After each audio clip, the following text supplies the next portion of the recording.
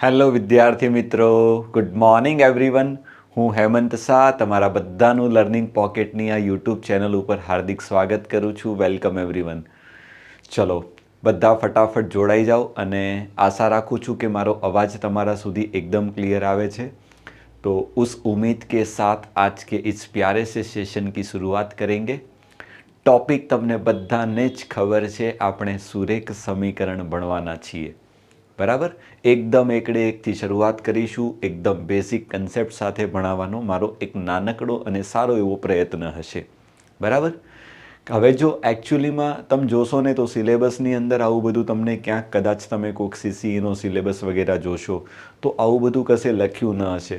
પણ તમને ખબર છે કે ગણિત શીખવા માટે, ગણિત જો સારી રીતે તમારે કરવું હોય તો આગળ જઈને તમે ગમે તે ચેપ્ટર ગણશો, ઘણા બધા ચેપ્ટરની અંદર એવા ઘણા બધા દાખલા આવશે જેની અંદર તમારે સમીકરણ બનાવીને સમીકરણને સોલ્વ કરવા પડશે. તો હું એ વિચારે આ ચેપ્ટર તમને પહેલાં ભણાવું છું, કારણ કે જો તમારી પાસે સમીકરણ સોલ્વ કરવાનું જો નોલેજ જ નહીં હશે, સમીકરણ બનાવતા તમને નહીં આવડશે, તો તમારા માટે આગળના ચેપ્ટરો કંઈ કામના નથી. બરાબર. એટલે પહેલી જરૂરિયાત છે કે આ ટૉપિકને તમારે બહુ જ સારી રીતે સમજી લેવાનો છે અને કમસે કમ 1 થી 2 પ્રશ્ન આ ટૉપિક પર તમારી એક્ઝામમાં બનશે. બરાબર. કદાચ થોડા સમય પહેલાં તમને ખબર હશે ટીડીઓની એક્ઝામ લેવાઈ ગઈ. 2 થી 3 પ્રશ્ન સુરેખ સમીકરણ ઉપર ટીડીઓની એક્ઝામમાં પૂછાઈ ગયા. ક્લાસ 1-2ની એક્ઝામમાં પણ લગભગ 1 પ્રશ્ન હતો સુરેખ સમીકરણ ઉપર પૂછાયેલો. એટલે એવો ટૉપિક છે કે લગભગ અહીંયાથી પ્રશ્ન બનશે અને એકદમ સરળ ટૉપિક છે. બરાબર. ચલો તો શુભ શરૂઆત કરીએ છીએ, વધારે સમય લેતા નથી. બીજી વસ્તુ, તમારા માટે આ એક મિશનની આપણે શરૂઆત કરી હતી વસંત પંચમીના દિવસે. ત્યારે મેં તમને કમિટમેન્ટ આપેલું હતું કે મારે તમને અહીંયા આખું જ ગણિત ભણાવવાનું છે. બરાબર. અને છેલ્લા 10, 12, 15 દિવસથી, છેલ્લા 10 દિવસથી તમે જોઈ રહ્યા હશો ચેનલ ઉપર. બરાબર. હું કન્ટિન્યુઅસ મારા સારામાં સારા પ્રયત્ન કરું છું કે બેસ્ટમાં બેસ્ટ કન્ટેન્ટ તમને મળે. બરાબર. અને એના માટે તમારે ક્યાંય જવાની જરૂર નથી. મોટિવ એક જ છે કે દરેક એ બાળક ભણી શકે જેમની પાસે ભણવા માટે પૈસા નથી. ક્યાંક તે લોકો મોટી કોચિંગ સંસ્થાઓમાં નથી જઈ શકતા, અથવા તો પૈસા છે પણ ત્યાં સુધી કંઈ કોઈક સારું શિક્ષણ આપી શકે એવું વ્યક્તિ નથી મળતું. તો એમના માટે આપણે આ સરસ મજાનો પ્રયત્ન કરી રહ્યા છીએ. એટલે પહેલાં તો બધા બાળકોને મારી એક નાનકડી વિનંતી છે, બરાબર, કે આ સેશનને મેક્સિમમ બાળકો સુધી તમે પહોંચાડજો. બને તો તમારા જે પણ સોશિયલ મીડિયા પ્લેટફોર્મ્સ હોય એના ઉપર પણ આને સ્ટોરીમાં, તમારી ઇન્સ્ટાગ્રામની સ્ટોરીમાં, વોટ્સઅપની સ્ટોરીમાં એક વખત જરૂર શેર કરજો. બરાબર. હા, ફૂલ નહીં તો ફૂલની પાકડી સ્વરૂપે. બરાબર. તમારા માટે તો આપણે બધું જ કરીએ છીએ, તો થોડી એક નાનકડી જવાબદારી તમારી પણ બને કે તમે પણ કંઈક બીજા બાળકો માટે કરો. કારણ કે નોલેજ એક એવી વસ્તુ છે જે વહેંચીશું તો વધશે. બાકી દુનિયામાં રહેલી દરેક વસ્તુ તમે જાણો છો વહેંચવાથી ઘટે છે. બરાબર. એટલે વહેંચતા રહેવું, જ્ઞાનની વૃદ્ધિ કરતી રહેવી અને સારામાં સારી વસ્તુઓ મેળવતી રહેવી. તો એ આશા સાથે આપણે સેશનની શરૂઆત કરીએ છીએ. બીજી વસ્તુ, ટૉપિક તો બધાને ખબર જ છે. આપણી એપ્લિકેશન છે લર્નિંગ પોકેટ. કદાચ તમે ઈચ્છો તો એપ્લિકેશનને એકવાર જરૂર ડાઉનલોડ કરી લેજો. બરાબર. હા, ટૂંક સમયમાં અત્યારે મારું કોઈ પ્લાનિંગ નથી કે હું એપ્લિકેશન ઉપર કોર્સ વગેરે લોન્ચ કરીને વેચવાનો અત્યારે હું કોઈ પ્રયત્ન કરવાનો નથી.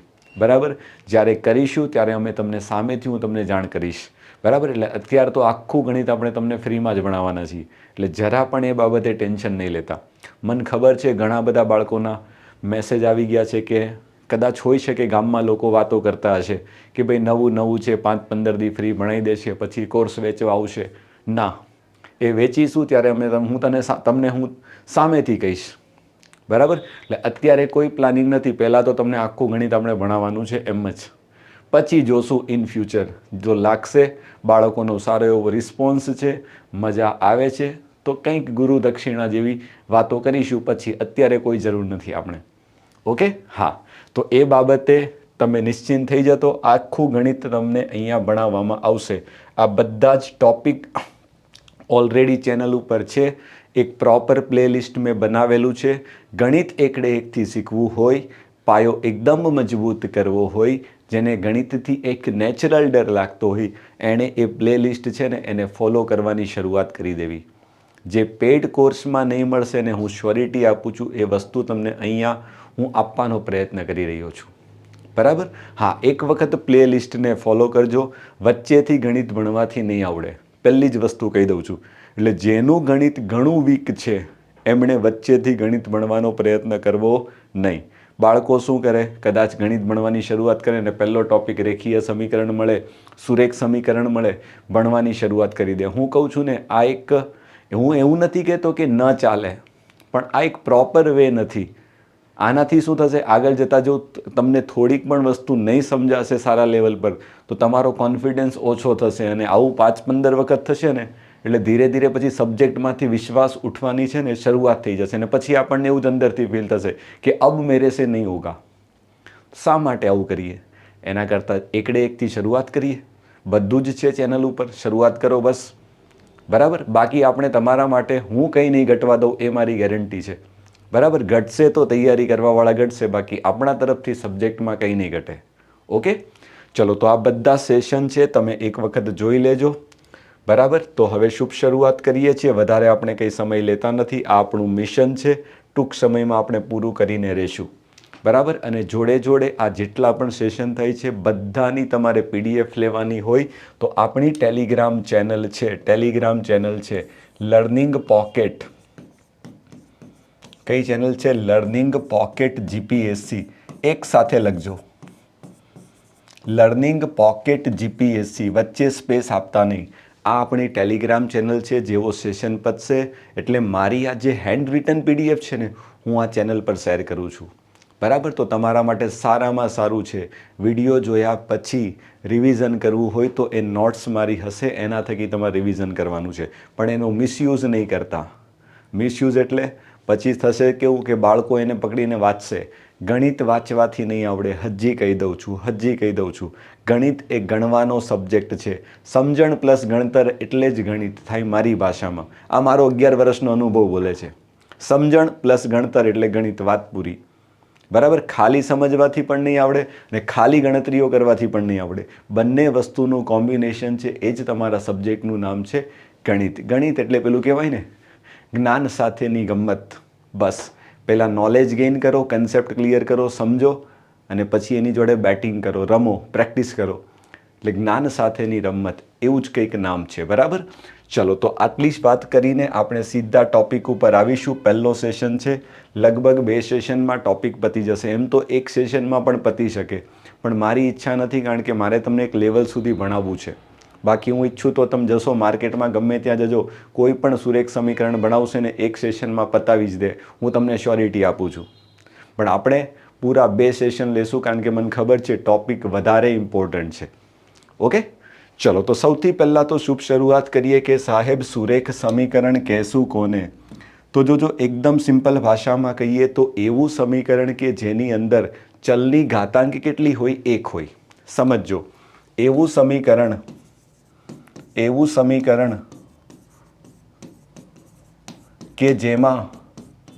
કે જેમાં ચલ એટલે અંગ્રેજીમાં કહીએ તો વેરિયેબલ ની ઘાતાંક અથવા તો ઘાત કેટલી હોય? 1 હોય. તેને આપણે લોકો શું કહીએ છીએ? તેને આપણે લોકો સુરેખ સમીકરણ કહીએ છીએ. ધ્યાન રાખજો, તેને સુરેખ સમીકરણ કહેવાય. ચલો, આટલી વાત તો બધાને ક્લિયર છે. હવે કદાચ ઘણાને વ્યાખ્યામાં ઓછી સમજણ પડે તો આપણે 1-2 એક્ઝામ્પલ લઈશું, એટલે તમને ધીરે ધીરે બધું સમજાશે. બધાનું આ બાજુ ધ્યાન. ધારો કે હું પહેલું એક સમીકરણ લખું છું, જોજો, બધાનું આ બાજુ ધ્યાન. ધારો કે આપણે લખીએ છીએ 5x + 8 = 0. સમજો, તો આ જે એક સમીકરણ મેં લખ્યું છે ને, તો આને તમે લોકો શું કહેશો? સુરેખ સમીકરણ કહેશો. એનું કારણ તો તમે જોઈ શકો કે એવું સમીકરણ કે જેમાં ચલ એટલે કે વેરિયેબલ, તો આ જે એને x તમારો જે દેખાય છે ને, એને શું કહેવાય? એને ગુજરાતીમાં ચલ કહેવાય, અને અંગ્રેજીમાં આપણે લોકો શું કહીએ છીએ? વેરિયેબલ કહીએ છીએ. શું તમને મારી વાત સમજાય છે? તો એની ઘાત કેટલી હોવી જોઈએ? 1 ઘાત હોવી જોઈએ. તો તમે જોઈ શકો છો કે અહીંયા જો કંઈ નથી, એનો મતલબ બાય ડિફોલ્ટ 1 ઘાત હશે. કોઈ પણ ચલ ઉપર કંઈ લખેલું ન હોય એટલે એનો મતલબ તમારે એના ઉપર 1 ઘાત સમજી લેવી. તો આવું સમીકરણ જે પણ દેખાય એને આપણે લોકો શું કહેશું? સુરેખ સમીકરણ કહેશું. ચલો, શું તમને મારી આટલી વાત સમજાઈ છે? તમે કહેશો સાહેબ હા બિલકુલ ક્લિયર છે. ધારો કે હજી એક સમીકરણ લખવાનો પ્રયત્ન કરીએ. તમે જોયું હશે 2x વત્તા 3y વત્તા 8 બરાબર 0. તો આ જે છે તો આને પણ આપણે શું કહેશું? સુરેખ સમીકરણ જ કહેશું. એનું કારણ તમે સમજો, આની અંદર બે ચલ છે, એક x પણ છે અને એક y પણ છે. બરાબર? તો આ બંને શું છે? તો તમે કહેશો સાહેબ આ બંને ચલ છે. બરાબર? અને સુરેખ શા માટે કહેશું? કારણ કે બંનેની ઉપર ઘાત કેટલી છે? એક ઘાત છે. એટલે એક ઘાતવાળા જે સમીકરણ હોય ને એને આપણે સુરેખ સમીકરણ કહીએ છીએ. બરાબર? હા, એટલે સુરેખ સમીકરણમાં કેવું થશે? જો એક ચલ પણ આવી શકે. આ ઉપરવાળું જે સમીકરણ છે એમાં ચલ કેટલા છે? એક ચલ છે. આની અંદર ચલ કેટલા દેખાય છે? તમે કહેશો સાહેબ બે ચલ દેખાય છે. આવી રીતે 3 ચલ 4 ચલ ગમે તેટલા આવી શકે. તો તમે કહેશો સાહેબ આપણા માટે કેટલું કામનું? તો આપણા માટે બધું કામનું નથી. આપણે મેક્સિમમ એક અથવા તો બે ચલ સુધી જશું અને 3 ચલ કદાચ પૂછાવાની શક્યતા બહુ ઓછી, પણ આવશે તો જ્યારે દાખલો આવશે ને ત્યારે હું તમને ડિટેલમાં બતાવી દઈશ. બરાબર? એટલે અત્યારે એ બાબતે બહુ ટેન્શન લેવું નહીં. બોલો, ક્લિયર છે? તો પહેલાં તો તમને સુરેખ સમીકરણ કોને કહેવાશે એ મેં સમજાવવાનો એક નાનકડો પ્રયત્ન કર્યો છે. તો હવે સૌથી પહેલાં આપણે જે શરૂઆત કરીશું એ ક્યાંથી કરીએ છીએ? તો શરૂઆત કરીશું એક ચલ સુરેખ સમીકરણથી. ક્યાંથી શરૂઆત કરીશું? એક ચલ સુરેખ સમીકરણ. જોજો બધાનું આ બાજુ ધ્યાન, હેડિંગ આપી દેજો.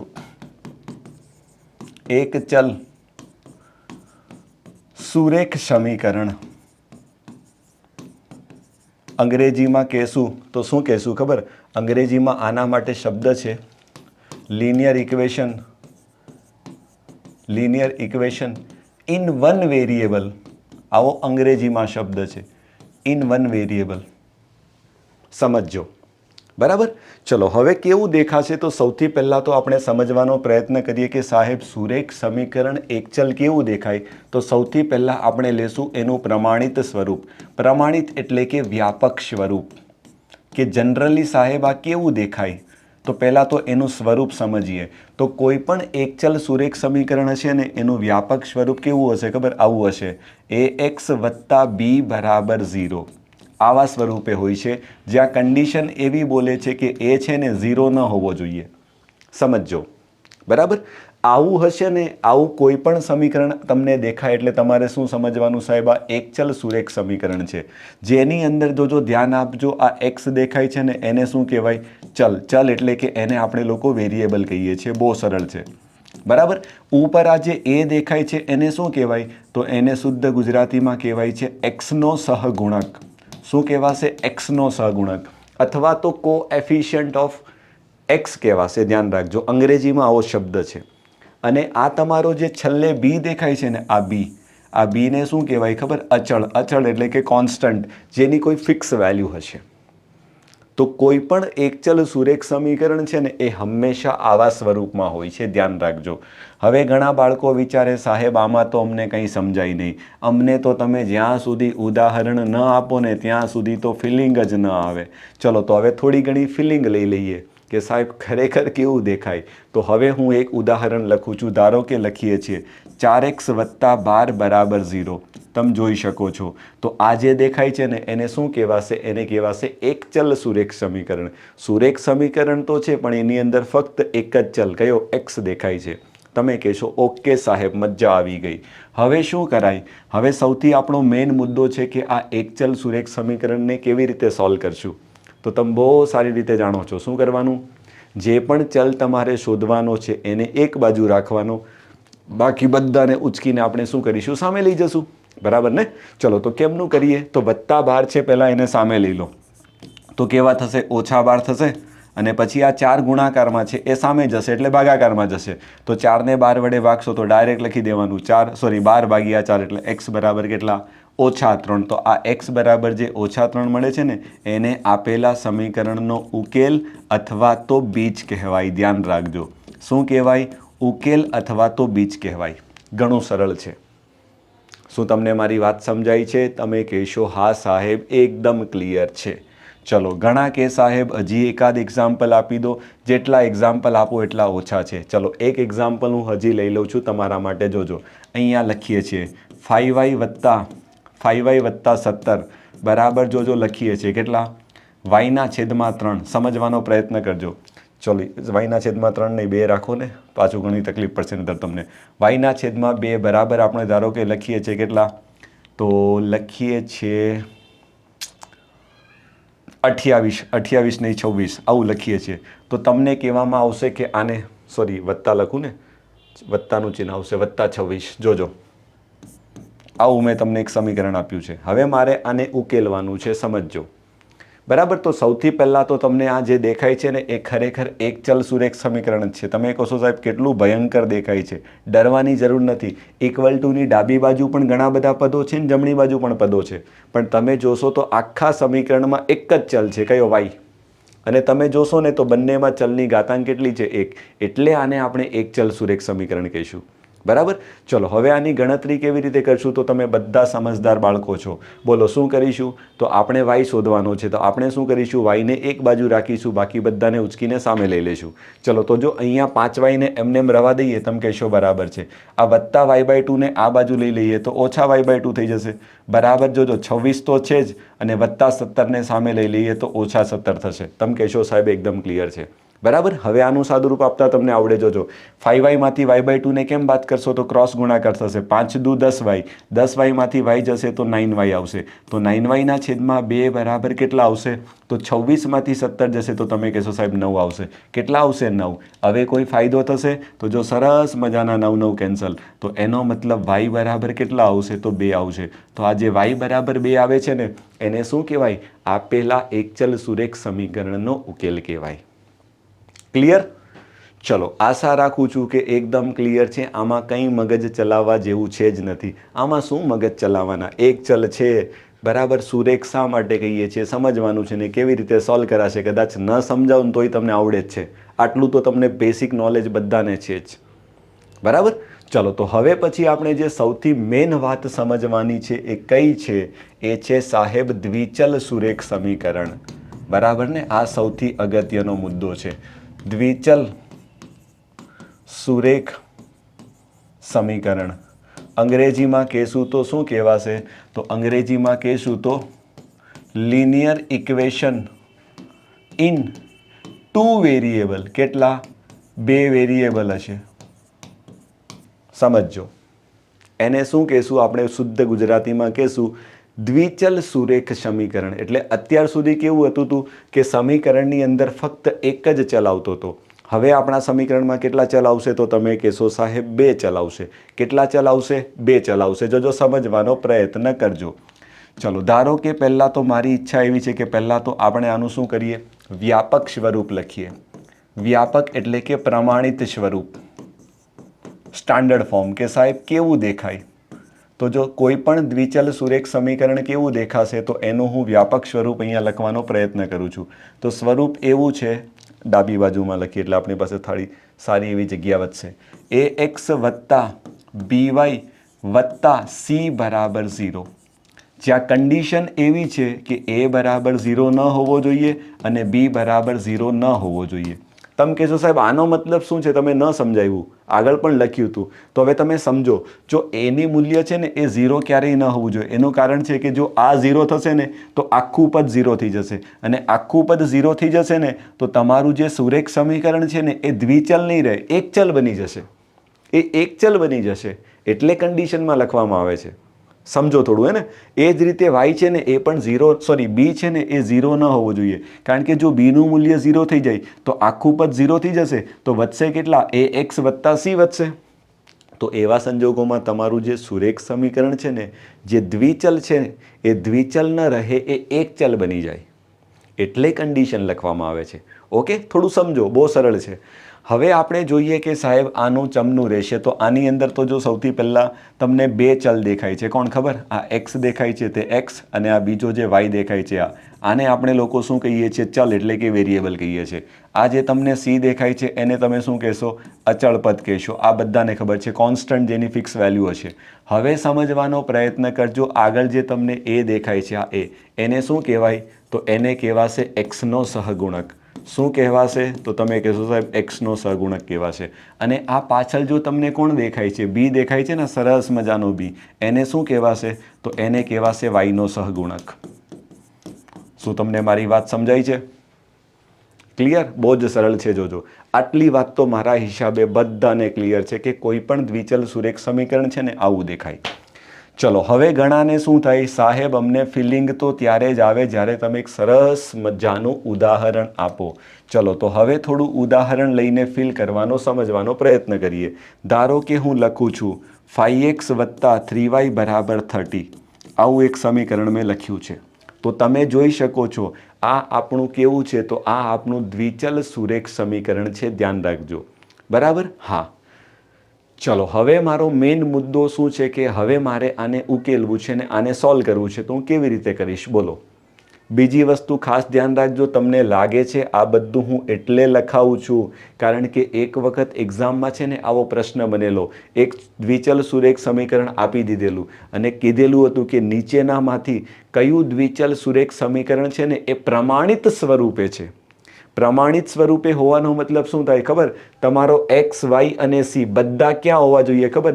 ઇક્વલ ટુની ડાબી બાજુએ હોવા જોઈએ. ઇક્વલ ટુની જમણી બાજુએ હંમેશા શું હોવો જોઈએ? 0 હોવો જોઈએ હંમેશા. એને પ્રમાણિત સ્વરૂપ કહેવાય. સમજ્યા? એટલે ધ્યાન રાખજો, એક વખત એક્ઝામમાં આવો લલ્લુ પંજુ પ્રશ્ન પૂછાઈ ગયો છે કે નીચેના ઓપ્શનમાંથી, નીચે આપેલા વિકલ્પોમાંથી કયું દ્વિચલ સુરેખ સમીકરણ એ પ્રમાણિત સ્વરૂપે છે? તો તમારે શું કરવાનું?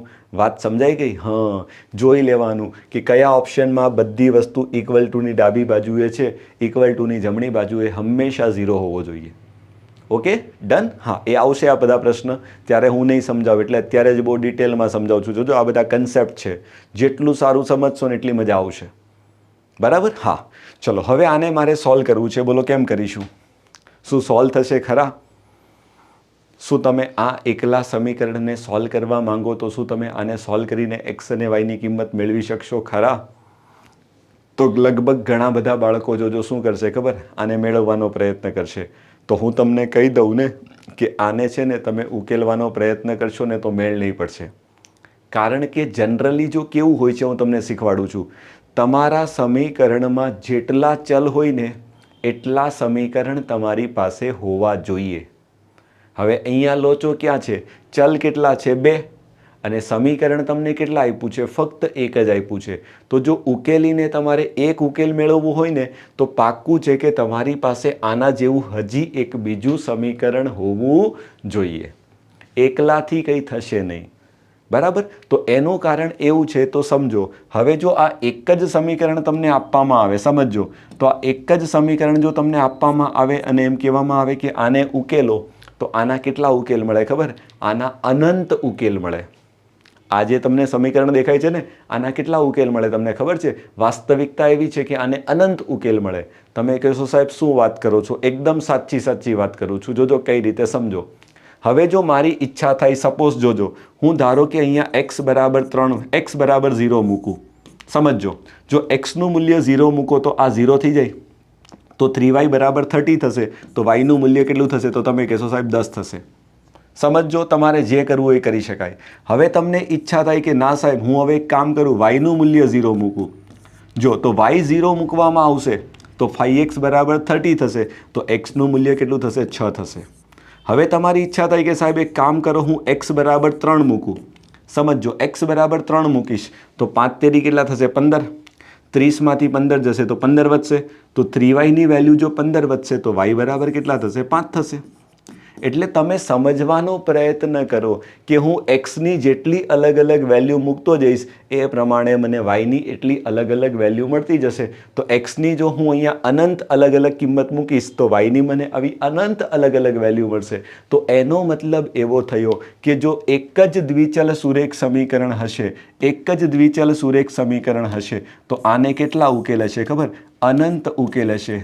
એક જ દ્વિચલ સુરેખ સમીકરણને કેટલા ખબર? અનંત ઉકેલ હોય. એટલે કે x અને y ની કેવી અનંત જોડી મળશે. આને જોડી કહેવાય, પેર. પહેલી પેર, બીજી પેર, ત્રીજી પેર, આવી તમને અનંત જોડી મળે જે આપેલા સમીકરણનું શું કરે? સમાધાન કરે. વાત સમજાય છે? હા, બસ આ જ સમજવાનું છે. જોજો આ એટલી બધી હું તમને ડિટેલમાં વસ્તુઓ સમજાવું છું ને આવું બધું તમને કોઈ નહીં સમજાવે. હું તમને ગેરંટી આપું છું, ઓપન ચેલેન્જ આપું છું. નહીં સમજાવશે આવું બધું કોઈ. એટલે બહુ પ્રેમથી ને શાંતિથી સમજી લેજો. બરાબર? ઓકે, ચલો હવે આટલી વાત તો બધાને ક્લિયર છે. તો આપેલા દ્વિચલ સુરેખ સમીકરણને કેટલા અનંત ઉકેલો મળશે. આટલી વાત બધાને ક્લિયર છે? ડન. હવે તમે કહેશો સાહેબ આવું શા માટે? જો હવે હું તમને છે ને આખું લોજિક બતાવું છું કે ખરેખર આ બધું કહેવા શું માંગે છે. જેમનું ગણિત સારું છે ને બહુ સારા લેવલે ભણવા માંગે છે ને એણે આ બધું બરાબર સમજી લેવું. બરાબર, કોઈ પૂછશે નહીં જીવનમાં, પણ મારો નેચર પેલો એવો છે કે ભણાવવું ને તો એકદમ દિલથી ભણાવવું, બાકી ઉપરથી ભણાવવું નહીં. બરાબર, હું ભણાવતો જ નથી, મારો નેચર જ નથી.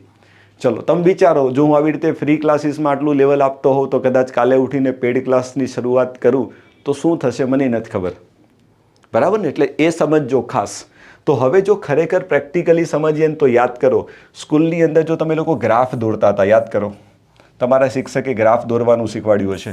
તમે ગ્રાફ પોતીને લઈ જતા, યાદ હોય તો કોઈને યાદ આવે છે? કંઈક આવી રીતે ગ્રાફ દોરતા આપણે. જોજો હવે તમને ખબર છે કે વચ્ચે છે ને અહીંયા 0 આવે. જોજો જમણી બાજુએ એકડો, બગડો, તગડો, 4, 5, 6, 7, 8, 9 આવું બધું આવે. ઉપરની બાજુએ +1, +2, +3, +4, +5, +6. સમજો, પૂરું લખીએ છીએ. ખેંચું છું હજી ઉપર સુધી ને. જોજો 6 પછી ક્યાં હતા? 7 લખીએ, 8 લખીએ, 9 લખીએ, 10 લખીએ, આવું ચાલ્યા કરે. આ છે ને તમારા શું છે આલેખની રીત. યાદ કરો, સ્કૂલની અંદર તમે લોકો ગ્રાફ વગેરે દોરતે ને પેલી આલેખ પોતી આવતી. આ તમારો x અક્ષ છે, આ તમારો y અક્ષ છે. તો હવે જો તમે ઈચ્છો તો સમજવાનો પ્રયત્ન કરજો. તમારે શું કરવું છે ખબર? x = 0 અને y = 10 આને આલેખ ઉપર દર્શાવવું છે. તો તમે કેમ દર્શાવશો? તો જ્યારે x નું મૂલ્ય 0 હશે ને ત્યારે y નું મૂલ્ય કેટલું હોવું જોઈએ? 10. તો x 0 અહીંયા થાય તો y નું મૂલ્ય 10 ક્યાં થશે? અહીંયા થશે. એટલે અહીંયા ક્યાંક આવશે. જો હું રાઉન્ડ કરું છું. શું કરું છું? રાઉન્ડ કરું છું. સમજવાનો પ્રયત્ન કરજો. આ બિંદુ તમારું જે દેખાય છે ને, તો આનું મૂલ્ય શું છે ખબર? 0,10 છે. સમજજો. હવે બીજું બિંદુ જોજો તમે, x = 6 અને y = 0. તો x = 6 અહીંયા આવશે અને y = 0 અહીંયા જશે. એટલે અહીંયા આવશે. જોજો સમજજો. એટલે આ તમારું જે બિંદુ હશે ને એ શું હશે ખબર? 6,0 હશે. શું તમને મારી વાત સમજાય છે? પછી ત્રીજું બિંદુ x = 3 અને y = 5. x = 3 અહીંયા છે અને y = 5 અહીંયા છે. તો આ બંને ક્યાં છેદે? આમ છેદે. જોજો સ્કૂલમાં તમે આવું બધું ભણી ગયા, આલેખની ઉપર દોરતા ને, આ 5 આમ દોરવાના અને આ 3 આમ દોરવાના. તો આ બંને અહીંયા છેદે. તો આ જે તમારું યામ છે ને આને શું કહેવાય? તો આને કહેવાશે કેટલા? 3,5. શું તમને મારી વાત સમજાય છે? મેં જો 3 બિંદુને શું કર્યું છે? આ 3 બિંદુને x અને y અક્ષ ઉપર દર્શાવવાનો પ્રયત્ન કર્યો છે. જોજો હવે તમને કમ્પ્લીટ લોજિક સમજાશે. હવે તમે શું કરશો ખબર? તો હવે તમે અહીંયાથી જોશો ને તો એક સરસ મજાની તમે એક લાઈન બનાવી શકશો. તમે કહેશો સાહેબ શું વાત કરો છો? હા, એક આ બિંદુ, એક આ બિંદુ અને એક આ બિંદુ, આ 3માંથી પાસ થતી આવી એક સરસ મજાની લાઈન બનશે. તમે સમજી જજો કે હું જે લાઈન બનાવું છું ને 3માંથી આમ પાસ થશે. આપણે જો એમને બનાવીએ છીએ વગર સ્કેલનો યુઝ કરીને. સમજ્યા? તો એનો મતલબ શું થયો સમજજો. તો એનો મતલબ એવો થયો કે આ જે તમને સમીકરણ દેખાય છે ને એ ખરેખર શું છે ખબર? એ ખરેખર શું છે ખબર? રેખાનું સમીકરણ છે. રેખા, લાઈન. અંગ્રેજીમાં કહીએ તો લાઈન. એટલે હવે જો તમને હું લોજિક સમજાવવાનો પ્રયત્ન કરું છું કે આપેલો જે ટોપિક છે ને સમીકરણ, એને સુરેખ સમીકરણ શા માટે કહેવામાં આવે છે? એનું કારણ આ જે સમીકરણ છે ને એ રેખાનું સમીકરણ છે. એટલે સુરેખા, રેખા પરથી સુરેખા, એના પરથી આ શબ્દ આવ્યો છે સુરેખ સમીકરણ. અથવા તો ઘણી વખત તમે જોશો ને તો ઘણી બધી બુકની અંદર એક આવો પણ શબ્દ લખ્યો હશે, રેખીય સમીકરણ. તો સુરેખ સમીકરણ છે ને એનું જ આ બીજું નામ છે રેખીય સમીકરણ. ધ્યાન રાખજો. કોઈ પૂછશે નહીં પણ આટલું નોલેજ રાખો, જીવનમાં ક્યાંક કામ લાગશે. એટલે તમે જો ખરેખર આ જે લખો છો ને, આ જે તમે સમીકરણ લખો છો ને, તમને લાગે છે સમીકરણ, પણ આ સમીકરણ નથી, આ ખરેખર રેખાનું સમીકરણ છે. આ રેખા છે. આ શું દર્શાવે? આ રેખા દર્શાવે છે. કઈ રેખા દર્શાવે છે? આ રેખા દર્શાવે છે. ઓકે, હા, હવે સમજાયું. તો હવે તમને એ પણ સમજાશે કે સાહેબ આને અનંત ઉકેલ શા માટે મળે? કારણ કે રેખા ઉપર કેટલા બિંદુ આવેલા હોય? તો રેખા ઉપર અનંત બિંદુ આવેલા હોય, એટલે આને અનંત ઉકેલ મળે. સમજ્યા? યસ, મજા આવી ગઈ. આવું બધું છે ભાઈ ગણિત, હને? આવું સમજવું પડે તો મજા આવે, બાકી ન આવડે. ચલો હવે આવીએ છીએ મુદ્દા. આને તો પછી જોઈએ આપણે. હજી મારે તમને અમુક 2-3 વસ્તુઓ સમજાવવાની છે, જોજો. ચલો પહેલાં આટલી વાત ક્લિયર છે બધાને? ડન. એટલે હું તમને એ કહેવા માંગુ છું કે તમારી પાસે એક જ દ્વિચલ સુરેખ સમીકરણ હશે તો એને તમે ઉકેલી નહીં શકો, એના તો અનંત ઉકેલ મળે. તો એનો મતલબ શું થયો કે જો તમારે ખરેખર સમીકરણને ઉકેલીને એક ઉકેલ મેળવવો હોય તો તમારી પાસે શું હોવું જોઈએ? એના જેવું હજી એક સમીકરણ હોવું જોઈએ. કારણ મેં તમને પહેલાં કીધું, શું કીધું? જેટલા ચલ એટલા સમીકરણ હોવા જોઈએ. એક ચલ હોય તો એક સમીકરણ જોઈએ, 2 ચલ હોય તો 2 સમીકરણ જોઈએ. હવે તમને સમજાશે, જોજો. તો હવે એક કામ કરો, હું લખું છું પહેલું સમીકરણ, 5x + 3y = 30. આ પહેલું સમીકરણ છે. ને બીજું સમીકરણ લખીએ છીએ y - x = 2. જોજો, સમજજો. આ બંને સમીકરણ મને આપી દીધા. હવે તમને કહેવામાં આવશે કે આ બંને સમીકરણને ઉકેલો. બંનેને ઉકેલો એટલે તમને શું મળશે? સોલ્વ કરશો એટલે x અને yની એક એક કિંમત મળશે. તો એ જે મળશે ને એને શું કહેવાશે? આપેલા દ્વિચલ સુરેખ સમીકરણનો ઉકેલ કહેવાશે. સમજ્યા? ચલો હવે આવીએ છીએ મેઇન મુદ્દાની વાત. જો અત્યાર સુધી તો મેં જેટલું બધું સમજાવ્યું ને એટલું બધું, જો આ બધું તમારા એક્ઝામ ઓરિએન્ટેડ આમાંથી ઘણું બધું ઓછું છે, બરાબર? પણ હું એક પ્રોપર તમને સમજણ આપવા માંગુ છું કે આ ખરેખર આપણે ભણીએ છીએ છે શું, એ બરાબર સમજવાનો પ્રયત્ન કરો. બરાબર? ચલો આટલી વાત તો બધાને ક્લિયર છે. હવે આવે છે કે સાહેબ આ બંનેને મારે સોલ્વ કરવા છે, તો હું કેવી રીતે કરીશ? તો યાદ કરો, સ્કૂલની અંદર તમે ઘણી બધી રીતો ભણીને આવ્યા છો. હું તમને યાદ અપાવું છું કેટલી બધી રીતો. તમારા શિક્ષકે પહેલી રીત શીખવી હશે, આદેશની રીત. આદેશની રીત એટલે અંગ્રેજીમાં કહેશું તો સબસ્ટિટ્યુશન મેથડ. Substitution method. બીજી જો રીત આવે તો એ તમારી શુદ્ધ ગુજરાતીમાં એને કહેવાય લોપની રીત. લોપની રીત એટલે અંગ્રેજીમાં કહેશું તો એલિમિનેશન મેથડ. Elimination method. ત્રીજી રીત જો તમારી જો કોઈ આવતી હોય તો તમે યાદ કરો, સ્કૂલમાં ભણી ગયા પેલું ચોકડી ગુણાકારની રીત. યાદ છે કોઈને? યસ, ચોકડી ગુણાકારની રીત. જોજો, આને કેટલી રીતે ઉકેલી શકાય? આ બધી રીતે ઉકેલી શકાય. કોઈ ચોથી રીત કે તો ચોથી રીત આવે તમારી જો આલેખની રીત. થોડી વાર પહેલાં આપણે દોરી, જે આલેખ દોરેલો ને, આલેખની રીતે. તો આલેખની રીતે પણ તમે આ બંનેને ઉકેલી શકો. તો આવી ઘણી બધી રીતો છે. તો અહીંયા આપણે કંઈ PhD કરવા આવ્યા નથી, બરાબર? આપણો તો એક જ મુદ્દો છે કે એક્ઝામમાં સુરેખ સમીકરણ દેખાય એટલે હું ફટાફટ સોલ્વ કરું, એ અગત્યનું છે. ગમે તે મેથડ લગાડો ચાલે. તો આપણે શું કરીશું? તો મારી ઈચ્છા છે, જોઈ લેજો, આલેખની રીત તો ચાલશે જ નહીં. ચોકડી ગુણાકાર બહુ લાંબુ થઈ જાય. તો હું માનું છું ત્યાં સુધી સૌથી કોઈ બેસ્ટ રીત હોય ને તો લોપની રીત છે. આદેશની રીત ચાલે પણ હું જનરલી યુઝ નથી કરતો, પણ હું તમને શીખવાડી દઈશ. બરાબર? બેસ્ટમાં બેસ્ટ કોઈ રીત હોય તો તમારે લોપની રીતે ચાલવાનું. બરાબર? એ આવડી જશે એટલે પતી ગયું. બસ આ ટોપિકમાં તમારે સૌથી અગત્યનું જે શીખવાનું છે ને આ જ શીખવાનું છે કે સમીકરણને કેમ ઉકેલી શકાય. બરાબર? અત્યાર સુધી મેં તમને સમજણ આપી કે સમીકરણ કેવા હોય. હવે શું જોવાના છીએ કે સાહેબ સમીકરણોને ઉકેલી કેમ શકાય, એ બરાબર સમજવાનું છે. જોજો, તો હવે સૌથી પહેલાં મારી ઈચ્છા શું છે ખબર? આ બંને સમીકરણને શું કરીએ? આદેશની રીતે સોલ્વ કરીએ. કેવી રીતે સોલ્વ કરીએ? આદેશની રીતે. આદેશની રીતે એટલે અંગ્રેજીમાં કહેશું તો સબસ્ટિટ્યુશન મેથડ.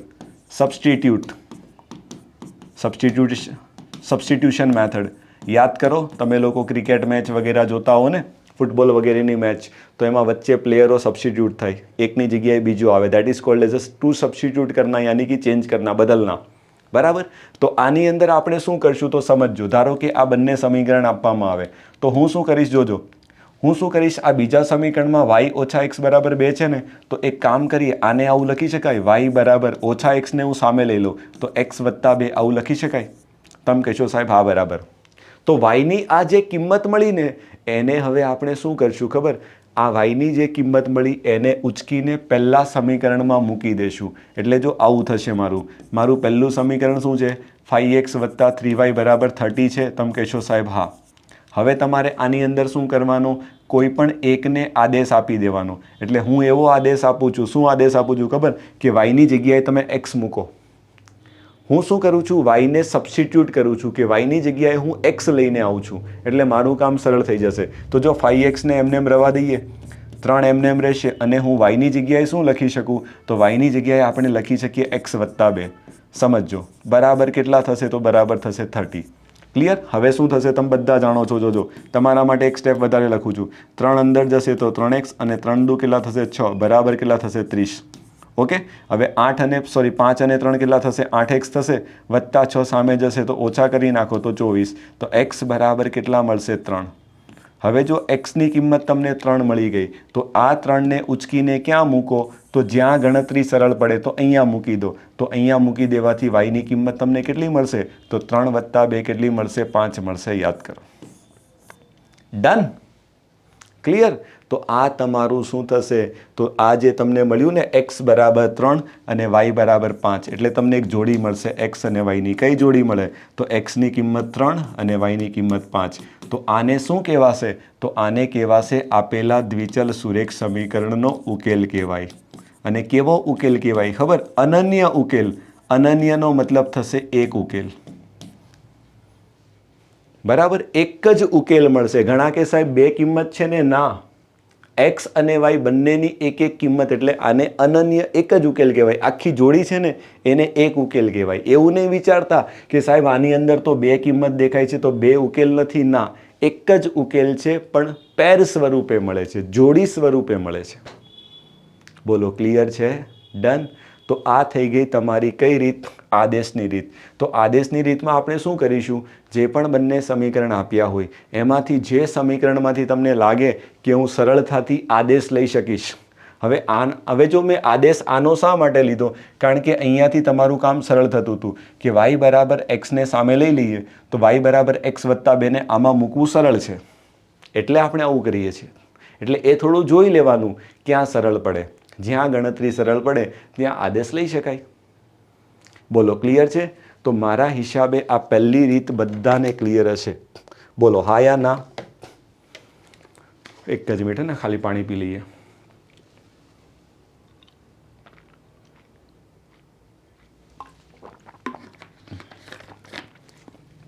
જોજો, આ પહેલી રીત બધાને ક્લિયર છે, જેનું નામ શું છે? આદેશની રીત છે. ઓકે, કંઈ કરવાનું નથી. કોઈ એકની જગ્યાએ બીજાને તમારે સબસ્ટિટ્યૂટ કરવાનો. હવે આનો મતલબ જો ખરેખર શું થાય છે ખબર? આનો મતલબ હવે જો હું તમને પ્રેક્ટિકલી સમજાવું છું. પ્રેક્ટિકલી એવું થાય કે મેં તમને જો થોડી વાર પહેલાં શું શીખવ્યું ખબર? થોડી વાર પહેલાં મેં તમને એવું શીખવ્યું કે આ તમને જે ખરેખર સમીકરણ દેખાય છે ને, આ ખરેખર શું છે ખબર? આ જે સમીકરણ તમને દેખાય છે ને એ સમીકરણ નથી, એ ખરેખર રેખાઓ છે. બે અલગ અલગ રેખાઓ છે. હે ને? સમજવાનો પ્રયત્ન કરજો. આપણે એને એઝ અ સમીકરણ તરીકે જોઈએ છીએ પણ આ સમીકરણ તરીકે તમે ન જો. આના થોડી દ્રષ્ટિ બદલો તો આ પહેલી રેખા છે ને આ બીજી રેખા છે. હવે પહેલી રેખા કેવી રીતે દર્શાવાય? તો યાદ કરો, જો આ રેખા તમે જાણો છો, આ એ જ છે ને, તો આ રેખા આવી બને છે. જોજો, સમજજો. તો હું જો પહેલી રેખાને આમ જ પ્રેક્ટિકલી, હવે હું લખતો નથી, તમને ખાલી સમજાવું છું. આ મારી પહેલી રેખા છે. આને આપણે શું નામ આપી દીધું? તો આને આપણે નામ આપ્યું છે 5x + 3y બરાબર 30 છે. સમજો બરાબર. અને મારી જે બીજી રેખા છે તો બીજી રેખાને ધારો કે હું આવી રીતે ડ્રો કરું છું. સમજો, ગમે તેમ ડ્રો કરી શકાય એવું કંઈ છે નથી. આ મારી બીજી રેખા છે. એને શું નામ આપ્યું છે આપણે? y - x બરાબર 2. હું એમને ને કંઈ એક્ઝેક્ટલી કંઈ ડ્રો કરતો નથી પણ તમે સમજો આપણે ડ્રો કરી. તો આનો મતલબ આ જે તમને ઉકેલ મળે છે ને એ ખરેખર શું છે ખબર? તો આ જો બંને રેખાઓ અહીંયા છેદે છે, આ બંને રેખાઓ ક્યાં છેદે છે? આ બિંદુ પર છેદે છે. કોઈ સમજાય છે તમને? તો આ જે બંનેનું છેદ બિંદુ છે ને એ ખરેખર શું છે ખબર? એ જ આ 3,5 છે. સમજો, બે સુરેખ સમીકરણને તમે ઉકેલો છો એનો મતલબ તમે શું નક્કી કરો છો ખબર? તમે એવું નક્કી કરો છો કે આ બંને રેખાઓ એકબીજાને પરસ્પર કયા બિંદુમાં છેદે છે? તો આ બંને રેખાઓ પરસ્પર એકબીજાને કયા? આ બિંદુમાં છેદે. અને તમે જાણો છો ભૂમિતિની અંદર નાનો કન્સેપ્ટ કે જો રેખાઓ પરસ્પર છેદે તો હંમેશા એક જ બિંદુમાં છેદે. રેખા ક્યારે બે અલગ અલગ બિંદુમાં છેદે નહીં. એટલે એક જ ઉકેલ મળશે. સમજ્યા? હા. This is the proper concept. Okay, આવું કોઈ પૂછશે નહીં તમને તો એક્ઝામમાં એટલું જ પૂછવાના છે, આ આપે નાને સોલ્વ કરતા આવડે અગત્યનું, બીજું કંઈ ના આવડે તેલ લેવા જાય. બોલો, ક્લિયર છે? ડન. ઓકે, ચલો બીજી એક વસ્તુ મારે તમને અહીંયાથી એ પણ સમજાવી છે, ખાસ સમજી લેજો. ખાસ શું સમજાવવાનું છે ખબર? ધારો કે આ જ ઉદાહરણ છે આપણી પાસે, જોજો હજી એક આને જ લઈએ છીએ. 5x વત્તા 3y બરાબર કેટલા હતા? 30 હતા. ને y ઓછા x બરાબર કેટલા હતા? 2. સમજો બરાબર. હવે જો તમને ખબર પડી કે ઉકેલ આના કેટલા આવ્યા, તો આનો ઉકેલ તમને બધાને ખબર પડી ગઈ કે x અને y ની કિંમત કેટલી આવી છે, તો તમે કહેશો સાહેબ 3 ને 5 આવી છે. આવું જ આવ્યું છે ને, 3 ને 5. તો એનો મતલબ શું થયો? તો એનો મતલબ જો એવો થયો કે ઉકેલ કોને કહેશું ખબર? ઉકેલ એટલે એક x અને y ની એવી કિંમત કે જેને તમે આપેલા સમીકરણમાં મૂકશો ને તો સમીકરણની ડાબી બાજુ અને જમણી બાજુ હંમેશા સમાન થશે. સમજો, ઉકેલ એટલે શું? ઉકેલ એટલે x અને y ની એવી કિંમત જેને આપેલા સમીકરણમાં મૂકવામાં આવે તો સમીકરણની ડાબી બાજુ અને જમણી બાજુ હંમેશા કેવી થાય? સરખી થાય. હંમેશા સરખી થશે જો ઉકેલ હશે તો. જો એકવાર ચેક કરાવી દઉં, ધારો કે મેં તમને કીધું કે આ બંને સમીકરણનો ઉકેલ આ છે, તો તમે શું કરો? x અને y ની કિંમતને જો આમાં ડાબી બાજુમાં મૂકો. ડાબી બાજુમાં મૂકીએ છીએ, જોજો. તો x બરાબર કેટલા મૂકીએ છીએ? 3. સમજો. અને y બરાબર કેટલા મૂકીએ છીએ? તમે કહેશો સાહેબ 5. તો ડાબી બાજુનું સાદુરૂપ આપો. 5 તેરી 15, 5 તેરી 15, 15 15 30. ડાબી બાજુ 30 છે અને જમણી બાજુ પણ 30 છે. જો એ હંમેશા આવશે જ. હવે તમને ઈચ્છા થાય કે સાહેબ આ કિંમતને હું આમાં મૂકું તો આમાં મૂકશો તો પણ ચાલે. જો y ની કિંમત કેટલી છે? 5 અને x ની કિંમત કેટલી છે? 2.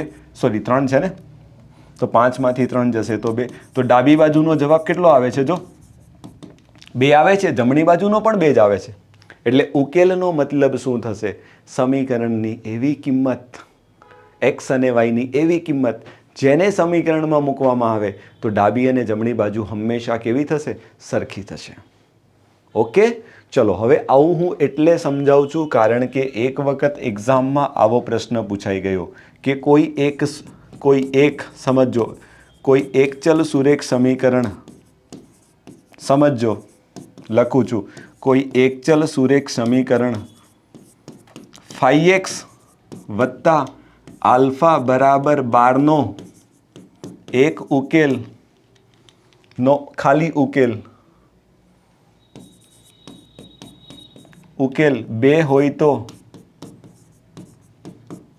આલ્ફાની, તો શું કીધું છે ખબર? આલ્ફાની કિંમત શોધો. આ પૂછાઈ ગયેલો પ્રશ્ન છે ઘણી વખત એક્ઝામમાં.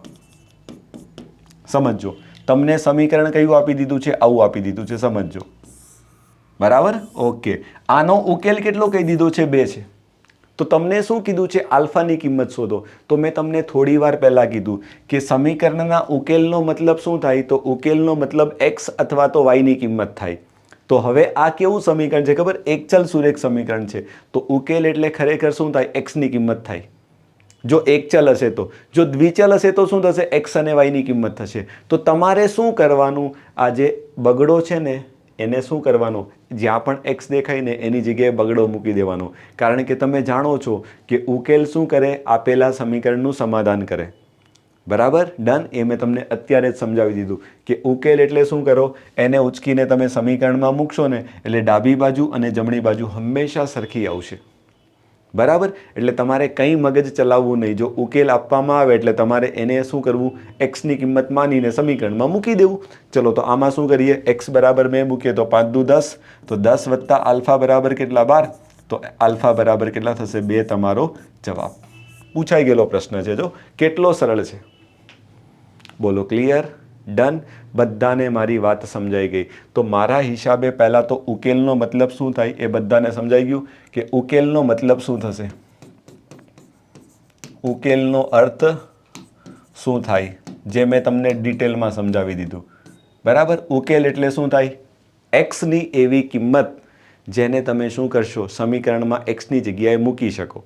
અથવા ઉકેલ એટલે XY ની એવી કિંમત જેને તમે આપેલા દ્વિચલ સુરેખ સમીકરણમાં આરામથી મૂકી શકશો. તમારે બીજું કંઈ કરવાનું નથી.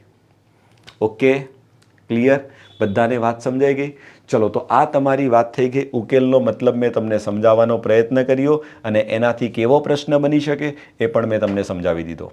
ઓકે, ચલો હવે આવીએ છીએ હજી એક મુદ્દાની વાત. આ તો તમારી પહેલી રીત થઈ ગઈ સાહેબ, આદેશની રીતે. હવે આવું ન કરવું હોય તો બીજી આપણી પાસે રીત છે. એનું નામ શું છે? તો એનું નામ છે that is called as the elimination method. એટલે શુદ્ધ ગુજરાતીમાં કહેશું તો લોપની રીત. કઈ રીત કહેશું? લોપની રીત. તો હવે એક કામ કરીએ, આપણે બીજી લોપની રીત સમજીએ. ઉદાહરણ અહીંયા છે તો આની અંદરથી જ શરૂઆત કરીએ. જો લોપની રીત, એલિમિનેશન મેથડ સમજો. હવે આ રીતમાં આપણે શું કરશું? તો આ રીતની અંદર તમે શું કરશો? એક્સ અથવા તો વાય બેમાંથી ગમે તે એકના સહગુણકને શું કરશો? સરખા કરશો. અને પછી એનો શું કરશો? લોપ કરશો. લોપ એલિમિનેટ કરવું એટલે ઉડાડવું. એને ઉડાડી દેશું. બરાબર? કઈ રીતે કરશું? તો એક બે એક્ઝામ્પલ લઈશું એટલે તમને એકદમ ક્લિયર થશે. અને મારું માનવું છે ને આ બેસ્ટ રીત છે. જોજો, સમજજો.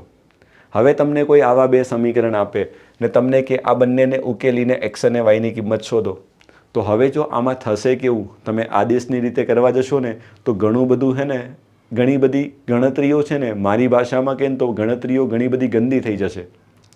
ઘણી બધી ટિપિકલ કેલ્ક્યુલેશન થશે.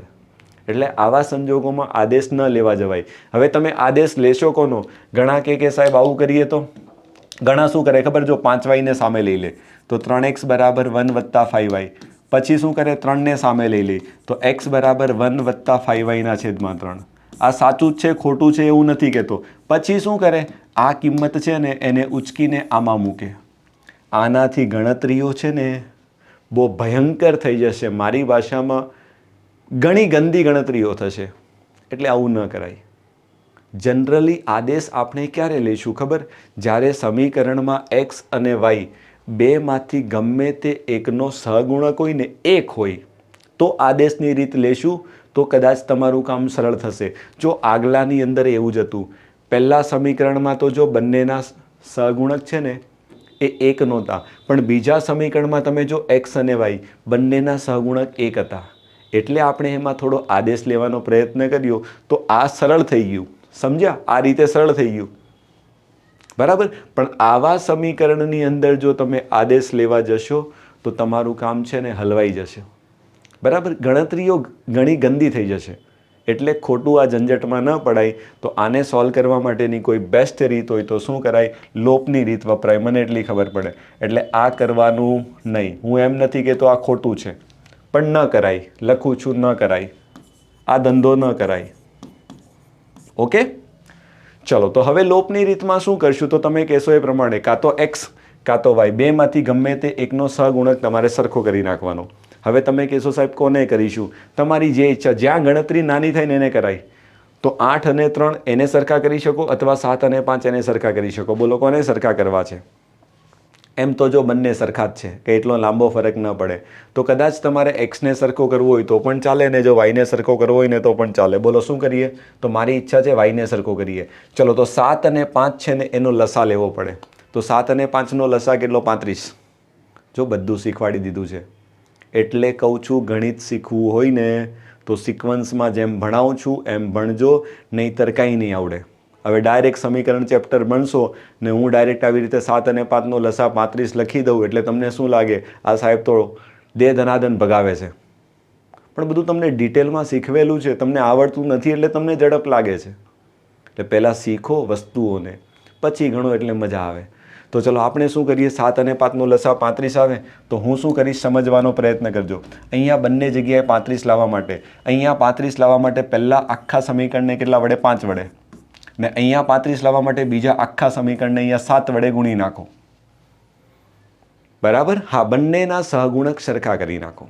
અથવા કોઈ બાળક ગરીબ હોય, ગરીબ એટલે મારી ભાષામાં પૈસાકીય રીતે ન સમજવું હોય ને, મારી ભાષા થોડી એવી છે. ગરીબ એટલે જેનું ગણિત બહુ કાચું છે, જે ગણિતમાં બહુ વીક છે. બરાબર ને? હા, પછી કોઈ મન દિલ ઉપર ન લઈ લે કે સાહેબ અમને ગરીબ કહે છે ને. હા, મનથી તો કોઈ ગરીબ હોતું જ નથી, હે ને? હા, એટલે એ વાત તમારે ધ્યાન રાખવી. મારી ભાષા ઉપર ન જવું, કારણ કે તમને ખબર છે હું ગુજરાતી મને બહુ જ ઓછું આવડે છે, છતાં હું પ્રયત્ન ઘણું સારા લેવલે કરીને તમને ભણાવવાનો પ્રયત્ન કરું છું, ને? હા, એટલે ભાવનાઓને થોડી કંટ્રોલમાં રાખજો. શું કરી શકાય ખબર? આ 5 છે, છેલ્લે કંઈ ના આવડે ને તો ક્રોસ ગુણાકાર કરો ને તોય ચાલે. આ 7ને અહીંયા ગુણી નાખો ને આ 5ને અહીંયા ગુણી નાખો. આ એ બાળકો માટે જેને લસા લેતા નથી આવડતો. પણ હું કહું તો નહીં મેળ પડે, તો ગણિતમાં પાસ નહીં થવાશે. શીખી લેવું પડે બધું. હજી સમય છે તમારી પાસે. જાગ્યા ત્યારથી સવાર, જાગો ને શરૂઆત કરો. ઓકે, ચલો હવે શું કરીશું બોલો. તો આને 5 વડે ગુણીએ એટલે જો હું લખું છું 8 પંચા 40x. હવે બંને સમીકરણને ફટાફટ લખું છું. 7 પંચા કેટલા થશે? 35y. જોજો બરાબર 38 ગુણ્યા 5. યાદ કરો, કોઈ પણ સંખ્યાનો 5 વડે ગુણાકાર કેમ થાય શીખવાડી દીધું. ગુણાકારની ટ્રીકો જોજો. 38ની પાછળ લગાડો મીંડું. 380, 380ના અડધા કરો 190. જો આવું બધું. એટલે જ મેં તમને જ્યારે ગુણાકાર શીખવેલું ને ત્યારે શું કીધેલું? શીખી તો બધું લેશો, પણ કામ ક્યારે લાગશે? જ્યારે દાખલા આવે ને તમે આવું કરો તો કામનું. બાકી ગુણાકાર ગમે તેટલું તમને આવડતું હોય કંઈ કામનું નથી, હે ને? ચલો સિમિલર વે આને 7 વડે ગુણીએ તો 7 તેરી કેટલા? 21x. આને 7 વડે ગુણશું તો 7 પંચા 35y. અને 1ને 7 વડે ગુણશું તો 7 એકા 7 પણ ઓછા 7. ચલો હવે શું કરીએ? બધાનું આ બાજુ ધ્યાન. હવે તમે જાણો છો કે જેના પણ બંનેના સહગુણક, તમે જે પણ ચલના સહગુણક સરખા કર્યા હોય એ બંનેની નિશાની અલગ અલગ હોવી જોઈએ. તો અહીંયા ફાયદો શું છે? જો બંનેની નિશાની અલગ અલગ છે તો તમારે કંઈ કરવાની જરૂર નથી. આ બંને શું થશે? ડાયરેક્ટ ઉડી જશે. આમ વત્તા 35yમાંથી ઓછા 35y જાય એટલે ઉડી જાય. તો વધે કેટલા? 40xમાં 21x ઉમેરીશું તો 61x વધશે. બરાબર જમણી બાજુ કેટલા? 190માંથી 7 જશે તો 183. હવે થોડું ઓબ્ઝર્વેશન કરો. 60 છે ને 180 છે, લગભગ 3 ગણા. તો સીધું 3 વડે જશે. તો x બરાબર કેટલા? 3. જો તમને x3 મળી ગયો, હવે તમારે y શોધવાનું. તો આપણે શું કરાય? આ xની કિંમતને ગમે તે એક સમીકરણમાં મૂકી દેવી. પણ ક્યાં મૂકીશું? ત્યાં મૂકવી કે જ્યાં ગણતરી સરળ થતી હોય. બરાબર? આ બંનેમાં મૂકવા નહીં જતા, બહુ લાંબુ થશે. તો આને મારી ઈચ્છા છે ક્યાં મૂકીએ? આમાં મૂકો. જો નાનું દેખાય છે. ચલો મૂકીએ. તો 3 તેરી 9. જોતા રહેજો. તો 9 ઓછા 5y, 9 ઓછા 5y બરાબર -1. -1 આ બાજુ આવી જાય તો 10 થઈ જશે ને ઓછા 5y સામે જાય તો +5y થઈ જશે. તો y બરાબર કેટલા થશે? 2. બસ પતી ગયું. તો એનો મતલબ આ બંને સુરેખ સમીકરણ છે ને એનો અનન્ય ઉકેલ કેટલો મળશે? તો તમે કહેશો સાહેબ x અને yની કઈ જોડી મળે? તો xની કિંમત 3 મળશે અને yની કિંમત કેટલી મળશે? 2 મળશે. તમારો જવાબ. ઓકે, અને ક્રોસ ચેક કરવું હોય તો જો કરી શકો. આમાં x બરાબર 3, y બરાબર 2 મૂકીને ચેક કરી લો. 8 તેરી 24, 7 દુ 14, 24માં 14 ઉમેરો 38 આવે છે. નીચે મૂકી દો 3 તેરી 9, આને 2 મૂકો તો 10, તો 9માંથી 10 જાય તો -1. એટલે તમારા અંદરના મનને શાંતિ મળે. હા સાહેબ બધું જ બરાબર છે. બોલો ક્લિયર છે? ડન. શીખી લેજો બરાબર. જેટલું સારું આવડશે ને એટલું તમને આગળ જઈને દાખલા સારી રીતે આવડશે. બોલો થઈ જાય? ડન ડના ડન ડન. મજા જ આવે છે. જો મજા આવે છે ને તો સેશનને એક વખત દબાવીને શેર કરજો અને લાઈક કરવાનું નહીં ભૂલતા ભાઈ. લાઈક નહીં કરતા. આ જ તમારું એક એપ્રિશિએશન છે. આ જ મારા માટે એક મોટિવેશન છે. બરાબર? હા, એટલે હું તમને કન્ટિન્યુઅસ મોટિવેટ રાખું તો તમારી પણ એક નાનકડી જવાબદારી છે કે અમારા જેવા નવા વ્યક્તિને જે પહેલી વખત તમારી સામે આવી રીતે આવીને ભણાવી રહ્યા છે એને પણ તમે થોડા મોટિવેટ કરજો તમારી કમેન્ટ થકી ને તમારી લાઈક થકી. બરાબર? હા, હવે મારી ઈચ્છા છે કે હજી એક સમીકરણ, હજી 2-3 સમીકરણ લઈએ એટલે તમારા બધા ડાઉટ્સ ક્લિયર થઈ જશે. મને ખબર છે આમાં ઘણાને ડાઉટ છે વત્તા ઓછામાં. હું બધા ડાઉટ ક્લેરિફાઈ કરું છું. શાંતિ રાખો, હે ને? હા,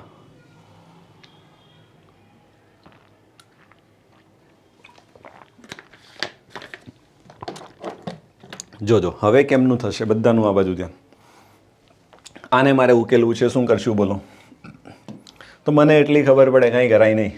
કાં તો x કાં તો y બંનેમાંથી ગમે તે એકના સહગુણકને સરખા કરી નાખો. ચલો તો અહીંયા બગડો છે ને અહીંયા પાંચડો છે. અહીંયા 5 છે ને અહીંયા 11 છે. જોઈ લેજો. તો શું કરીએ? xને સરખા કરીએ. ચલો તો આને સરખા કરવા માટે ઉપરના સમીકરણને 5 વડે અને નીચેના સમીકરણને 2 વડે ગુણી નાખો. કારણ કે 2 અને 5નો લસા 10 આવે. ઓકે, ચલો તો ફટાફટ ઉપરવાળાને હું 5 વડે ગુણું તો 5 દુ 10x, 55 કેટલા થશે? 25y થશે અને 6 પંચા કેટલા થશે? 30.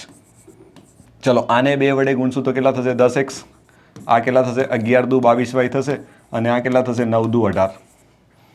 હવે શું કરીશું સમજજો. આપણે કોના સહગુણક સરખા કર્યા? એક્સના. તો હવે હું શું કરીશ? બધાનું આ બાજુ ધ્યાન.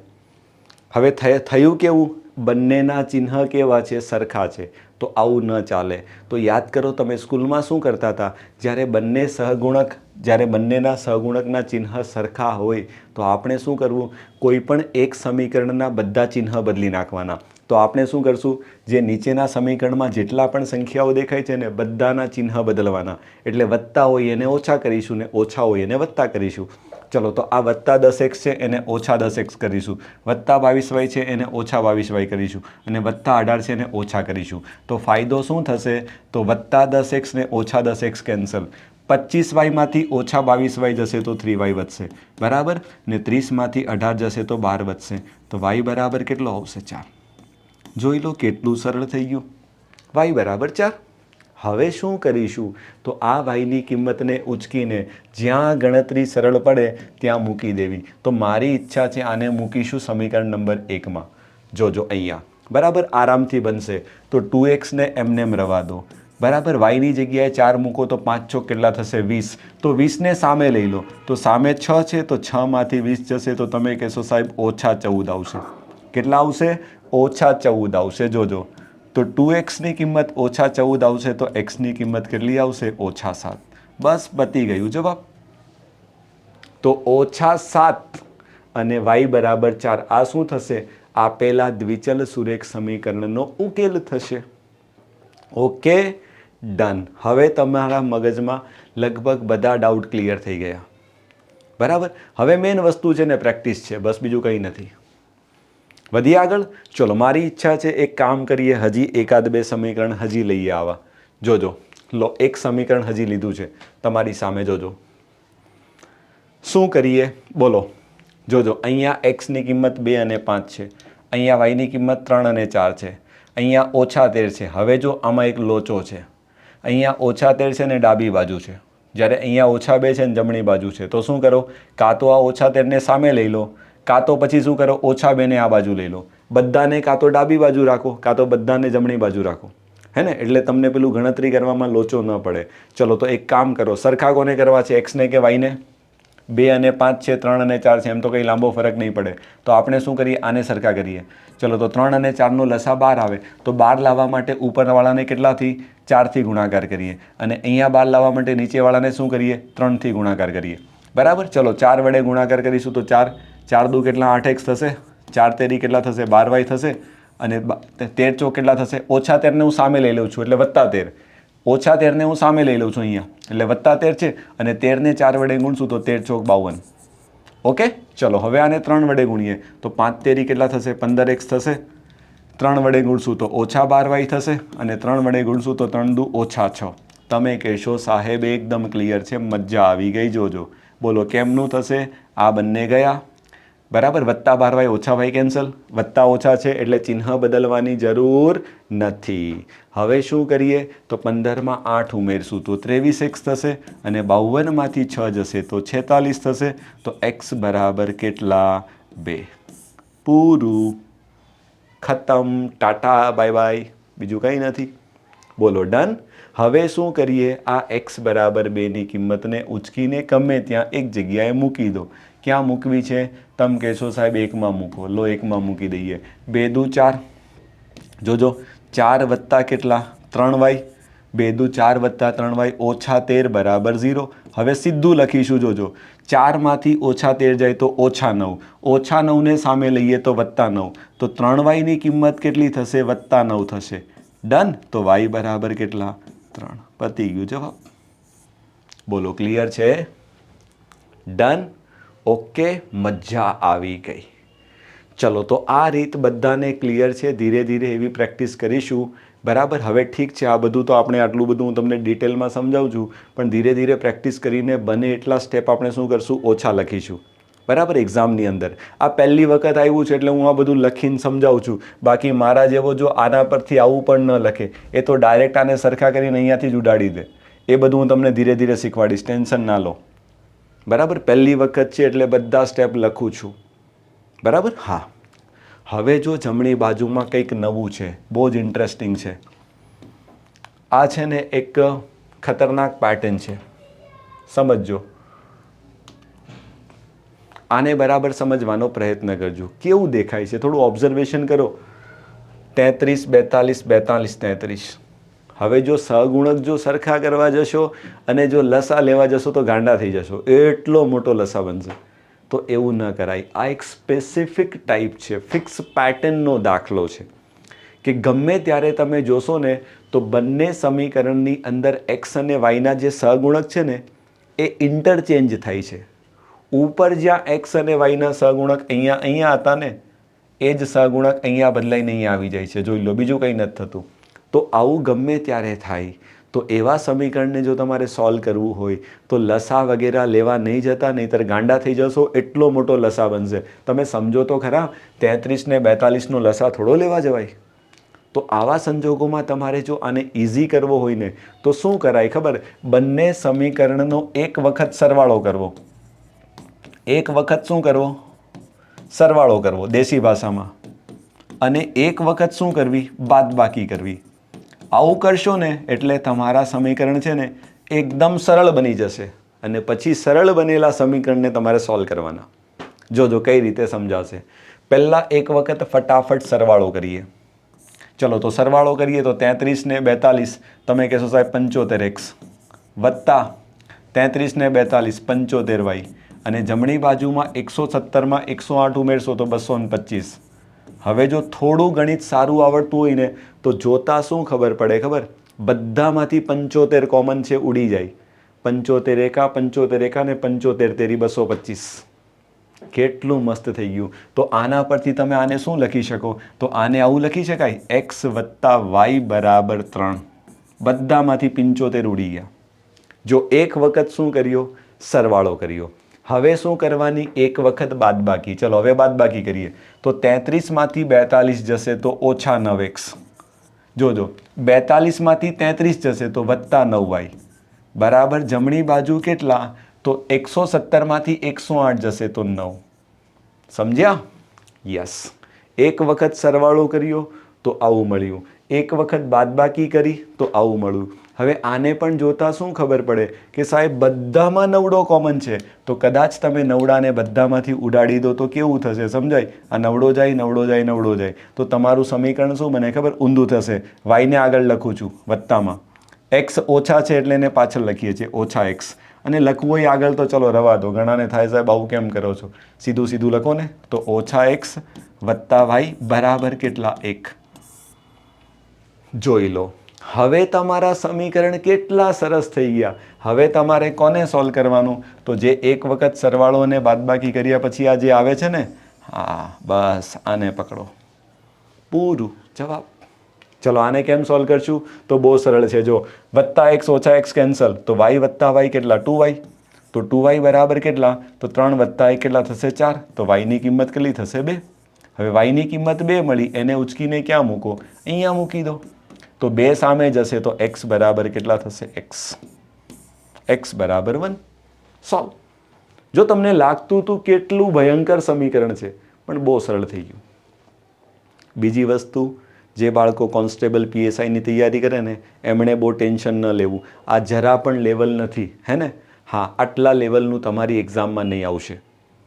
બરાબર? હા, તમારી એક્ઝામમાં તો બહુ જ ઇઝી પ્રશ્ન આવશે. કેવા આવશે હું તમને શીખવાડું છું.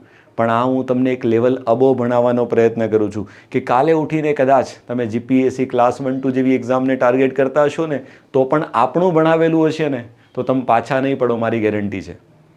બરાબર? હા. ને તમને ખબર જ છે મારો નેચર અલગ છે, મારી ભણાવવાની રીત અલગ છે. હું લલ્લુ પંજુમાં વિશ્વાસ નથી કરતો. બરાબર? હા, મારે બાળકોને બહુ પકડીને રાખવા હોય ને તો હું રોજ એવી સરળ સરળ વસ્તુ લઈ આવું કે તમને મજા જ આવે. પણ એવું એક્ઝામમાં નહીં આવશે ને ત્યારે ઉપરવાળો મને નહીં છોડે. તમે તો સાઈડમાં રહો, આ મને માફ નહીં કરશે ક્યારેય. બરાબર? એટલે આપણે એવું નથી ભણાવતા ક્યારેય કે એકદમ સરળ સરળ લઈ આવવાનું, બાળકને મોજે મોજ આવે એવું ભણાવ્યા કરવાનું. ના, વાસ્તવિકતાને સમજવી પડશે અને એ લેવલની વસ્તુ ભણવી પડશે ને હું એ લેવલનું ભણાવીશ જ.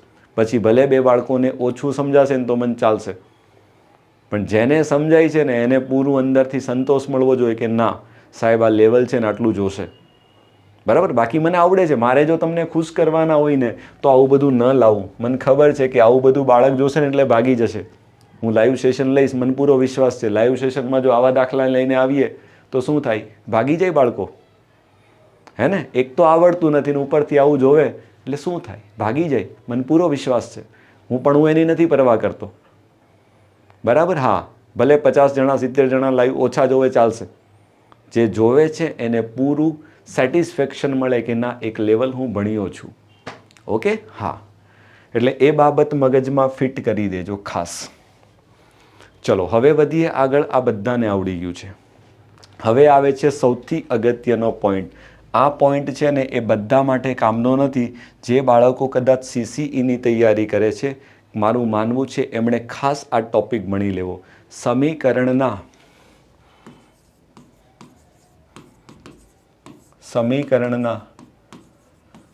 બીજ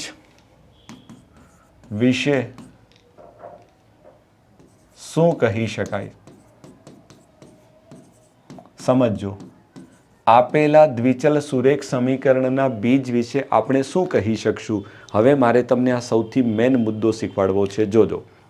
ચલો હવે એના માટે હું શું કરીશ તો સૌથી પહેલાં લખું છું એક નાનકડું ઉદાહરણ. જોજો, ધારો કે લખીએ છીએ 2x + 3y બરાબર લખું છું 14. પછી લખીએ છીએ 6x + 9y બરાબર ધારો કે લખીએ છીએ 17. સમજો, 3 વસ્તુ છે, 3 ડિટેલમાં સમજાવીશ, બરાબર સમજી જજો, નહીતર કંઈ જ નહીં આવડે. ચલો, આ બંને સમીકરણ આપ્યા છે. હવે તમને કે આને સોલ્વ કરો. જોજો, સમજો, આને સોલ્વ કરીને ઉકેલ મેળવો. તો આપણે શું કરીશું બોલો? કાં તો x કાં તો y બંનેમાંથી ગમે તે એકના સહગુણક સરખા કરીશું. ચલો, કોના કરવા છે? x ના કરવા છે કે y ના કરવા છે? અહીંયા બગડો ને છગડો છે, અહીંયા તગડો ને નવડો છે, તો અહીંયા ઇઝી છે. તો આને, આ નાના છે એટલે આને કરી નાખો. અહીંયા 6 છે ને અહીંયા 2 છે, તો 6 અને 2 નો લસા કેટલો? 2 આવે. સોરી, 6 અને 2 નો લસા 6 આવે.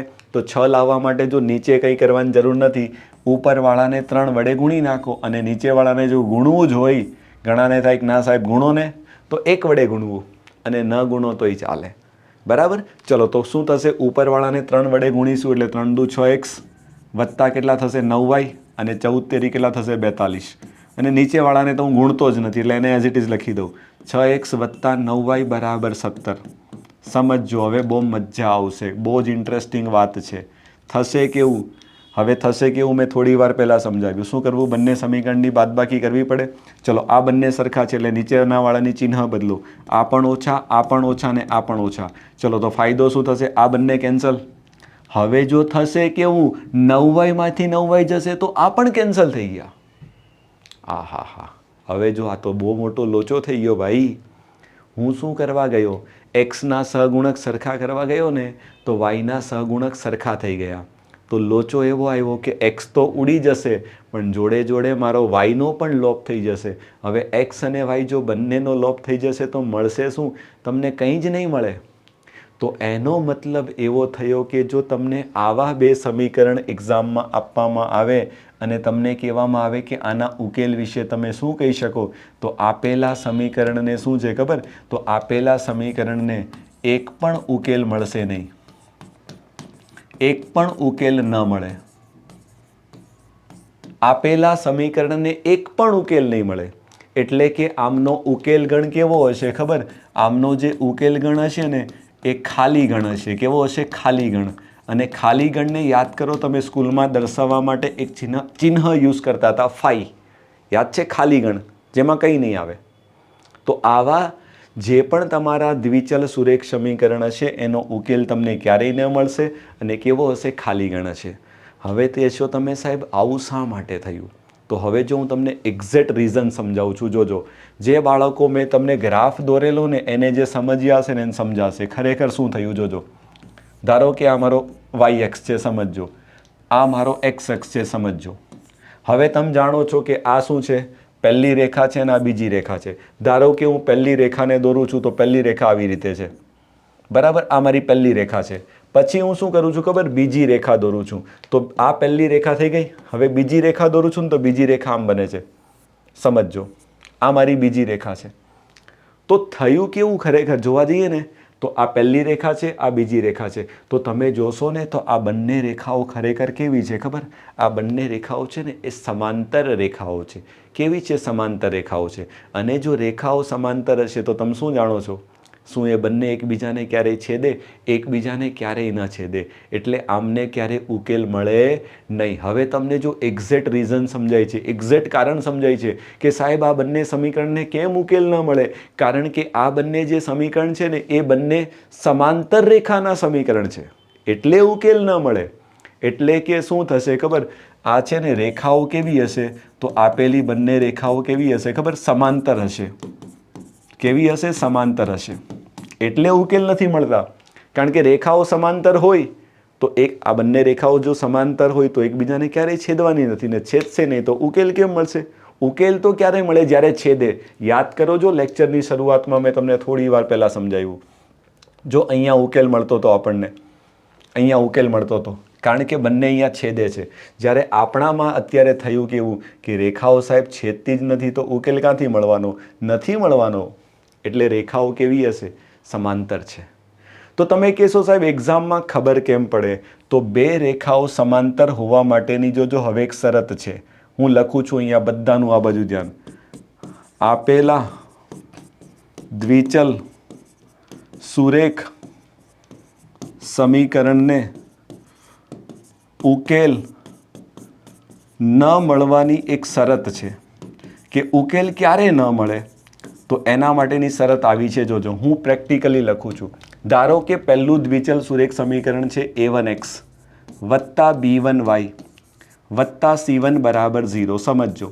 અને બીજું દ્વિચલ સુરેખ સમીકરણ છે a2x plus b2y plus c2 બરાબર 0. સમજો. આ બીજું દ્વિચલ સુરેખ સમીકરણ છે. હવે આ મેં શું લખ્યું ખબર? વ્યાપક સ્વરૂપે લખ્યું છે. મેં જનરલ સ્વરૂપ લખ્યું છે. બરાબર. હવે a1ની જગ્યાએ હવે ધારો કે આ બંને સમીકરણને આપણા જોડે સરખાવો ને તો જો આપણામાં a1ની મૂલ્ય 2 થશે, b1નું મૂલ્ય 3 થશે અને c1નું મૂલ્ય જો આ બાજુ લઈ લઉં તો ઓછા 14 થશે. a2નું મૂલ્ય 6 થશે, b2નું મૂલ્ય 9 થશે અને c2નું મૂલ્ય કેટલું થશે? 17 ને આ બાજુ લઈ લે તો ઓછા 17 થશે. આવું થાય. હવે હું જનરલ સમજાવું છું કે જ્યારે કોઈ પણ બે દ્વિચલ સુરેખ સમીકરણ જો આવા તમને આપવામાં આવે તો આપેલા સમીકરણને ઉકેલ ક્યારે ન મળે? તો કન્ડિશન એવી છે કે જ્યારે a1/a2 બરાબર શું થશે ખબર? b1/b2 થશે, પણ બરાબર નથી c1/c2. આવી કન્ડિશન ગમે ત્યારે બનશે ત્યારે શું થશે ખબર? આપેલા સમીકરણને ક્યારે પણ ઉકેલ નહીં મળે. એટલે કે એમનો ઉકેલ ગણ કેવો હશે? એમનો ઉકેલ ગણ હશે ને એ ખાલી ગણ હશે. હંમેશા ધ્યાન રાખજો. આવું ગમે ત્યારે થશે ત્યારે. હવે તમે કહેશો સાહેબ આપણામાં આવું થશે? હા થશે. જો એકવાર ચેક કરીએ. a1નો મતલબ શું છે? a1 અને a2 શું છે? જે xના સહગુણક છે ને એને a1 ને a2 કહેવાય. ચલો, તો અહીંયા a1 બગડો છે, a2 કેટલો છે? છગડો છે. તો જોજો 2/6. ખાલી સમજી લો એક વખત. બરાબર. પછી b1 અને b2 શું છે? yના સહગુણક છે. તો અહીંયા તગડો છે ને અહીંયા નવડો છે. તો 3/9. સમજો. અને c1 અને c2 શું છે? તો બંને અચળ પદ છે. તો અહીંયા 14 છે ને અહીંયા 17 છે. સમજો. તો આમની વચ્ચે કેવો સંબંધ મળે છે? તો તમે શાંતિથી વિચારો ને તો શું થશે ખબર? આ બંને તો સરખા થશે પણ આ બંને સરખા નહીં થાય. જો 2/6 નો મતલબ 1/3 થાય. 3/9 નો મતલબ પણ 1/3 થાય. તો આ પણ 1/3, આ પણ 1/3. બંને સરખા. જો a1/a2 બરાબર b1/b2. પણ જે છેલ્લું પદ છે ને એ 1/3 નથી. એટલે તમારે શું કરવાની? આ જેને એક શરત છે જેને તમારે યાદ રાખવાની કે કોઈ પણ દ્વિચલ સુરેખ સમીકરણનો ઉકેલ તમને ક્યારે ન મળે? જ્યારે આવું થાય ત્યારે. બરાબર. કેવા ક્વેશ્ચન આવશે હું આગળ લઉં છું, ટેન્શન ના લો અત્યારે. અત્યારે મેઇન છે ને આ કન્સેપ્ટને સમજો. બહુ જ ડિટેલમાં સમજાવું છું, બહુ જ ડિટેલમાં. બરાબર. જેટલું તમે સમજી શકો ને એટલા લેવલનું સમજાવું છું. પછી હજી પણ આપણે ડીપમાં જઈ શકીએ પણ જરૂર નથી. આટલા લેવલે તમે સમજી જશો. Okay, done. તમે કહેશો સાહેબ મજા આવી ગઈ. આટલી વાત તો અમને એકદમ ક્લિયર છે. ઓકે, ચલો હવે શું કરીએ છીએ? હવે હું લઈ જાઉં છું તમને બીજી શરત ઉપર. આ તો શું થયો? ઉકેલ ન મળે. હવે બીજી શરત કેવી છે? ધારો કે હું એક્ઝામ્પલ જ લખું છું. એક કામ કરો, આવું જ એક એક્ઝામ્પલ લખીએ. બીજું જોજો, સમજજો. 2x વત્તા 3y બરાબર ધારો કે લખીએ છીએ 9, બરાબર. પછી લખીએ છીએ 6x વત્તા 9y બરાબર લખીએ છીએ 27. ચલો, આવા બંને સમીકરણ તમને આપી દેવામાં આવે અને એવું કહેવામાં આવે કે આ બંનેને ઉકેલો. તો આપણે શું કરશું બોલો? સેમ આગલા દાખલાની જેમ શું કરીએ? કાં તો x કાં તો y, બેમાંથી ગમે તે એકના સહગુણક સરખા કરીએ. તમે કહેશો સાહેબ એક્સના સરખા કરી નાખો. ચલો, સરખા કરવા માટે આને 3 વડે ગુણો અને આને ગુણવાની જરૂર નથી, પણ ગુણવું હોય તો 1 વડે ગુણી નાખો. ધ્યાન રાખજો. ચલો, તો ફટાફટ લખીએ શું થશે. જેવું હું આને 3 વડે ગુણીશ ને તો 6x થશે, વત્તા કેટલા થશે? 9y થશે, અને આ થશે 9 તેરી 27. અને નીચેવાળું સમીકરણ શું છે ખબર? 6x વત્તા 9y બરાબર 27. હવે શાંતિથી જો તમે ઓબ્ઝર્વેશન કરો ને તો શું ખબર પડે છે ખબર? શું દેખાય છે? ખરેખર આ બંને છે ને એક જ રેખા છે. જોઈ લ્યો, બંને એક જ રેખાના સમીકરણ છે. જોઈ લો, એક જ રેખાના સમીકરણ છે કે નથી? એટલે ખરેખર બે અલગ અલગ ભલે રેખાઓ આપી પણ ખરેખર એક જ રેખા છે. તો રેખા જો એક જ હોય તો આને તમે કેમ ઉકેલશો? શું ઉકેલી શકાય ખરા? તો આને ઉકેલી ન શકાય. તો યાદ કરો, સૌથી પહેલાં જ્યારે મેં ચેપ્ટરની શરૂઆત કરી ત્યારે મેં તમને શું શીખવાડેલું? જોજો, આમ પોઈન્ટ પકડો. જોજો, આયરો મારો મુદ્દો છે. એક જ રેખા છે તો આને કેટલા ઉકેલ મળે? તો આને અનંત ઉકેલ મળે. કેટલા ઉકેલ મળે? અનંત ઉકેલ મળે. વાહ સાહેબ, મજા આવી ગઈ, મોજ કરા દી. જોજો, સમજજો. એટલે જો એક જ રેખાના સમીકરણ હશે તો આને કેવા ઉકેલ મળશે? તો તમે કહેશો આને ઉકેલી ન શકાય. આને તો કેટલા ઉકેલ મળે? અનંત ઉકેલ મળે. સમજાય છે? તમે કહેશો સાહેબ આગળનું સમીકરણ બંને સમાન નહોતા. આગળનામાં શું હતું? આટલું સરખું હતું, પણ C1 અને C2 છે ને એ અલગ આવતા હતા. જ્યારે આમાં તો બધું જ સરખું છે. A1 A2 B1 B2 C1 C2 બધું સરખું છે. જોઈ લો, હે ના? Yes, that's it. મજા આવી ગઈ. તો એનો મતલબ આ કેવા છે? એક જ રેખાના સમીકરણ છે. અને રેખા એક જ હોય તો એને કેટલા ઉકેલ મળે? અનંત ઉકેલ મળે. બરાબર? એટલે તમે એવું સમજો કે એક રેખા છે ને એની ઉપર જ કોઈ બીજી રેખા આવેલી છે. આ એક રેખા, એની ઉપર જ એને બીજી રેખાને. એટલે આમ જોવા જઈએ ને તો ગુજરાતીમાં એક શબ્દ છે સંપાતી રેખાઓ. એક રેખા ઉપર બીજી રેખા, એટલે બંને એક જ રેખાને તે જ રેખા છેદે તો અનંત બિંદુમાં છેદે. એટલે રેખાઓ કેવી હશે ખબર? એક જ રેખાના સમીકરણ છે એટલે કે ખરેખર આ બંને શું છે ખબર? સંપાતી રેખાઓ છે. સમજાય છે? આગળનામાં શું હતું ખબર? બંને રેખાઓ કેવી હતી? સમાંતર હતી. સમજો, આમાં શું થશે? બંને રેખાઓ છે ને એ સંપાતી થશે. આવી રીતે ધારો કે આ મારો y અક્ષ છે, આ ધારો કે આપણો x અક્ષ છે. સમજો, હે ને? હવે કેવું થશે? આ ધારો કે આ પહેલી રેખા છે, કઈ? આ. તો બીજી રેખા હશે ને ક્યાં હશે? તો એના ઉપર જ આમ હશે, આમ. એટલે બંને રેખાઓ કેવી છે? એક જ છે, સંપાતી રેખાઓ છે. સુપર ઇમ્પોઝડ લાઇન્સ અંગ્રેજીમાં શબ્દ છે, સુપર ઇમ્પોઝડ લાઇન્સ. બરાબર? ઓકે. તો એનો મતલબ આને ઉકેલ મળશે નહીં. તો આનો ઉકેલ મળશે, પણ કેવો મળશે? અનંત ઉકેલ મળશે. તો આનો ઉકેલ ગણ કેવો આવશે ખબર? અનંત ગણ આવશે. તો હવે જો મારે અહીંયા લખવું હોય કે ઉકેલ અનંત ઉકેલ મળવાની એક સરસ મજાની શરત છે. તો શરત કઈ તમારે યાદ રાખવાની? તો જેવી રીતે ઉકેલ ન મળવાની આવી શરત છે ને, એવી રીતે અનંત ઉકેલ મળવાની શરત શું થશે? તો હવે ડાયરેક્ટ જ લખીશું. A1/A2 બરાબર B1/B2 બરાબર શું થશે? C1/C2. આવું થશે ગમે ત્યારે શું થશે? આપેલી રેખાને અનંત ઉકેલ મળશે. જોઈ લો, આ બંનેનો ગુણોત્તર, આ બંનેનો ગુણોત્તર, આ બંનેનો ગુણોત્તર કેવા છે? સરખા છે. આ પણ 1/3, આ પણ 1/3, આ પણ 1/3. ક્લિયર? ઓકે, મજા આવી ગઈ. ચલો, અહીંયા સુધીની વાત બધાને ક્લિયર છે. તો આ થઈ ગઈ અનંત ઉકેલ મળવા માટેની શરત. પૂરું. હવે વધીએ છીએ થોડું આગળ. ત્રીજું, 3 વસ્તુ આવશે. એક તો ઉકેલ ન મળે, એક અનંત ઉકેલ મળે, અને ત્રીજી શરત કઈ છે? ત્રીજી શરત કઈ છે? આપેલી રેખાને,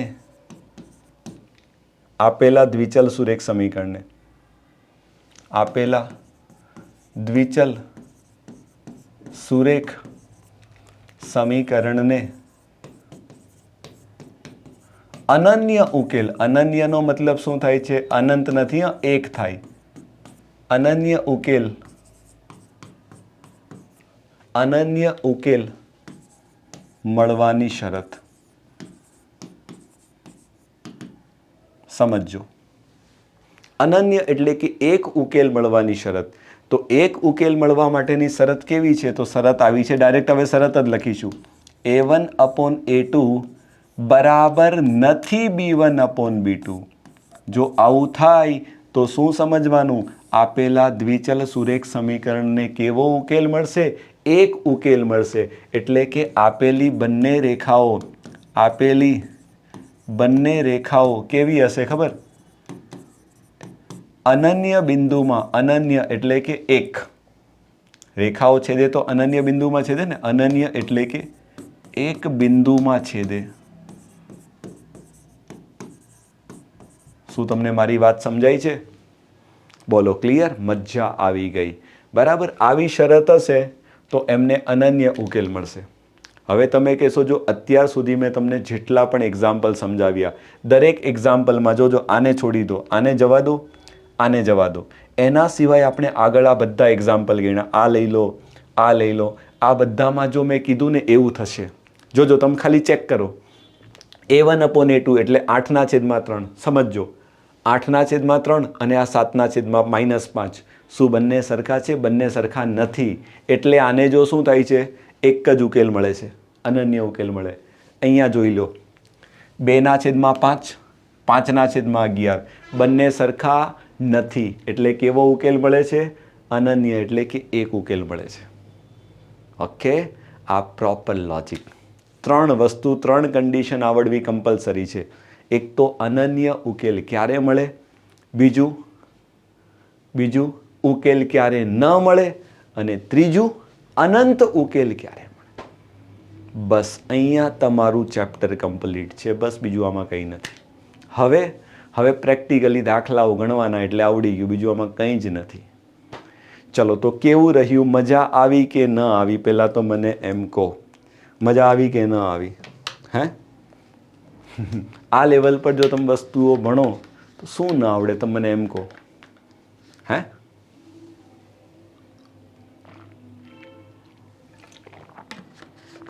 એકદમ મજા આવી ગઈ મારા હિસાબે. બરાબર, ચલો હવે જોજો. દાખલાઓ તો ઘણા બધા છે, પણ મારી ઈચ્છા છે બહુ વધારે નહીં, 2-3 દાખલાઓ જોઈ લઈએ અને વધેલી વાતો નેક્સ્ટમાં કરીશું. આપણી ઈચ્છા એવી છે. બરાબર, કારણ કે પછી લેક્ચર બહુ મોટો થઈ જશે. ચલો, 2-3 દાખલાઓ છે, 1, 2, 3, 4, 3-4 દાખલાઓ જોઈ લઈએ. બરાબર, પછી વધેલી વાતો કાલે કરશું. ચલો, પહેલો દાખલો લો, શરૂઆત કરીએ. કાંઈક કામ કરો ને છોડો, દાખલાઓને કાલે જ રાખો ને, દાખલાઓનો હિસાબ કાલે કરીએ. કારણ કે મારી ઈચ્છા એવી છે કે તમે શું કરો, જો આજે સેશન બરાબર જોયો છે ને, તો તમારે આજે શું કરવાનું છે? જેટલા મેં તમને કન્સેપ્ટ ભણાવી દીધા છે ને, એને બરાબર એક વખત સારી રીતે ડિટેલમાં 2-2 વખત ભણી લેજો. ને બધા જેટલા સમીકરણ આજે મેં કર્યા છે ને, બધાને તમે તમારા જાતે 2-2 વખત કરી લેજો. એટલે કાલના લેક્ચરમાં તમે જ્યારે આવશો ને ત્યારે બહુ વધારે મજા આવશે. બરાબર, એક અલગ કોન્ફિડન્સથી તમે દેખાશો. તો હવે એક કામ કરીએ, બેસ્ટ એ જ રહેશે કે આના જે દાખલાઓ છે ને, મારી ઈચ્છા છે ને આપણે નેક્સ્ટમાં જ રાખીએ તો વધારે મજા આવશે. બરાબર, હા, એનાથી કારણ શું છે? હવે ડાયરેક્ટ લેવાનો પ્રયત્ન કરીશ, ભણીને એના ઉપર દાખલા ગણાવીશ, એના કરતાં બેટર છે કાલે જ ગણીએ. ઓકે, કાલે આરામથી તમારો આરામથી ચેપ્ટર પતી જશે. આમાં બીજું વધારે કંઈ વિચારવાની જરૂર નથી. ઓકે, તો આજે જેટલું ભણાવ્યું છે આરામથી 2-2 વખત જોજો. જેનું ગણિત બહુ વીક છે એ બહુ સારી રીતે સમજવાનો પ્રયત્ન કરે. એવું લાગે તો વિડીયોને એક વખત આગળ પાછળ જઈને 2 વખત જોજો, સમજજો, પણ સમજો. આ બહુ જ અગત્યનો ટોપિક છે. 2 દાખલા એક્ઝામમાં લગભગ આવશે.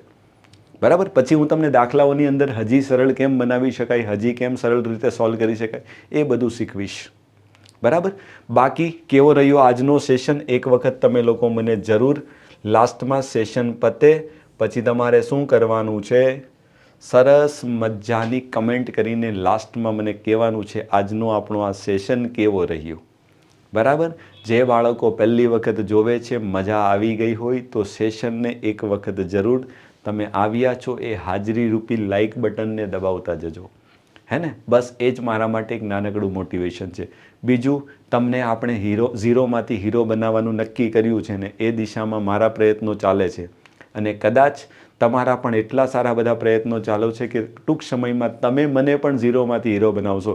એટલે બંને બાજુ એટલા મોટા પ્રયાસો ચાલે છે કે તમારું તો તમે તમારા તરીકે તો કારકિર્દીને આગળ વધારો જ છો, જોડે જોડે ક્યાંક મને પણ તમે હીરો બનાવી દેશો. કારણ કે એટલો બધો તમારા લોકોનો સાથ સહકાર ને પ્રેમ મળ્યો છે. તમે માનશો નહીં, છેલ્લા 10 દિવસ 11 દિવસની અંદર હજી મેં ચેનલ સ્ટાર્ટ કરી હોય ને આ બાળકોનો આટલો પ્રેમ, 2200 subscribers within 8 to 10 days, unbelievable. મેં તો જ્યારે શરૂઆત કરીને ત્યારે એક બાળક લાઈવ આવેલું, મને પાક્કું યાદ છે, પહેલા દિવસે. બરાબર. અને મને ઘણા બધાએ કીધેલું પણ હતું, તું રવા દે, તને કોઈ જાણતું નથી, તું ગુજરાતમાં ગણિત શું ભણાવી લઈશ. મેં કીધું ના, હું કરી લઈશ, મને મારા પર એટલો વિશ્વાસ છે. આટલા વર્ષથી ભણાવું છું, ભલે ગુજરાતી નથી આવડતું, બોલી લેશું, કાચું ફૂટું પણ બોલી લેશું, ટૂટા ફૂટા બોલ લેંગે, ડોન્ટ વરી, આપ ટેન્શન મત લીજીએગા. ને આજે એ કોન્ફિડન્સથી ભણાવું છું ને એ કોન્ફિડન્સ હવે મને દેખાય છે કે ના, અબ કુછ મજા આએગા, અબ કુછ તૂફાની કરતે હૈ. ને હવે કંઈક નવા જૂની થશે, મજા આવશે. એટલે માર્કેટમાં ફાઇનલી હવે આપણી એન્ટ્રી થઈ ગઈ છે. હવે તમને ગણિત નહીં આવડે એવું થશે નહીં, એ જવાબદારી મારી છે. બરાબર. બસ તમે તો મસ્ત દિલ ખોલીને ભણો, સારી તૈયારી કરો અને સેશનને દરેક વિદ્યાર્થી મિત્રો સુધી પહોંચાડો જેની પાસે પૈસા નથી, બહુ સારી રીતે ગણિત શીખવા માંગે છે. કદાચ કોઈક પેડ કોર્સિસમાં ભણતું હોય અને કદાચ કોઈને લાગે ત્યાં નથી સમજાતું, તો એમને પણ અહીંયા સુધી લઈ આવો, એને આપણે શીખવાડવાનો 100% પ્રયત્ન કરીશું. ઓકે, ચલો તો શું કરીએ, આજ માટે આટલું જ રાખીએ છીએ. બીજી વસ્તુ, આ બધા જ સેશન ચેનલ ઉપર પડ્યા છે, પ્લે લિસ્ટ મેં બનાવી દીધું છે. પ્રોપરલી એ લિસ્ટને ફોલો કરીને જોવાની શરૂઆત કરી દેજો. એકડે એકથી તો આવડશે, વચ્ચેથી ગણિત ભણશો નહીં આવડે. ગુણાકારથી માંડીને દરેક વસ્તુઓ મેં તમને ત્યાં શીખવાડી દીધી છે. એપ્લિકેશન છે આપણી, એક વખત જરૂર ડાઉનલોડ કરી લેજો.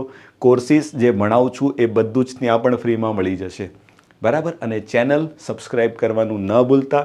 અને જોડે જોડે આપણી ટેલિગ્રામ ચેનલ લર્નિંગ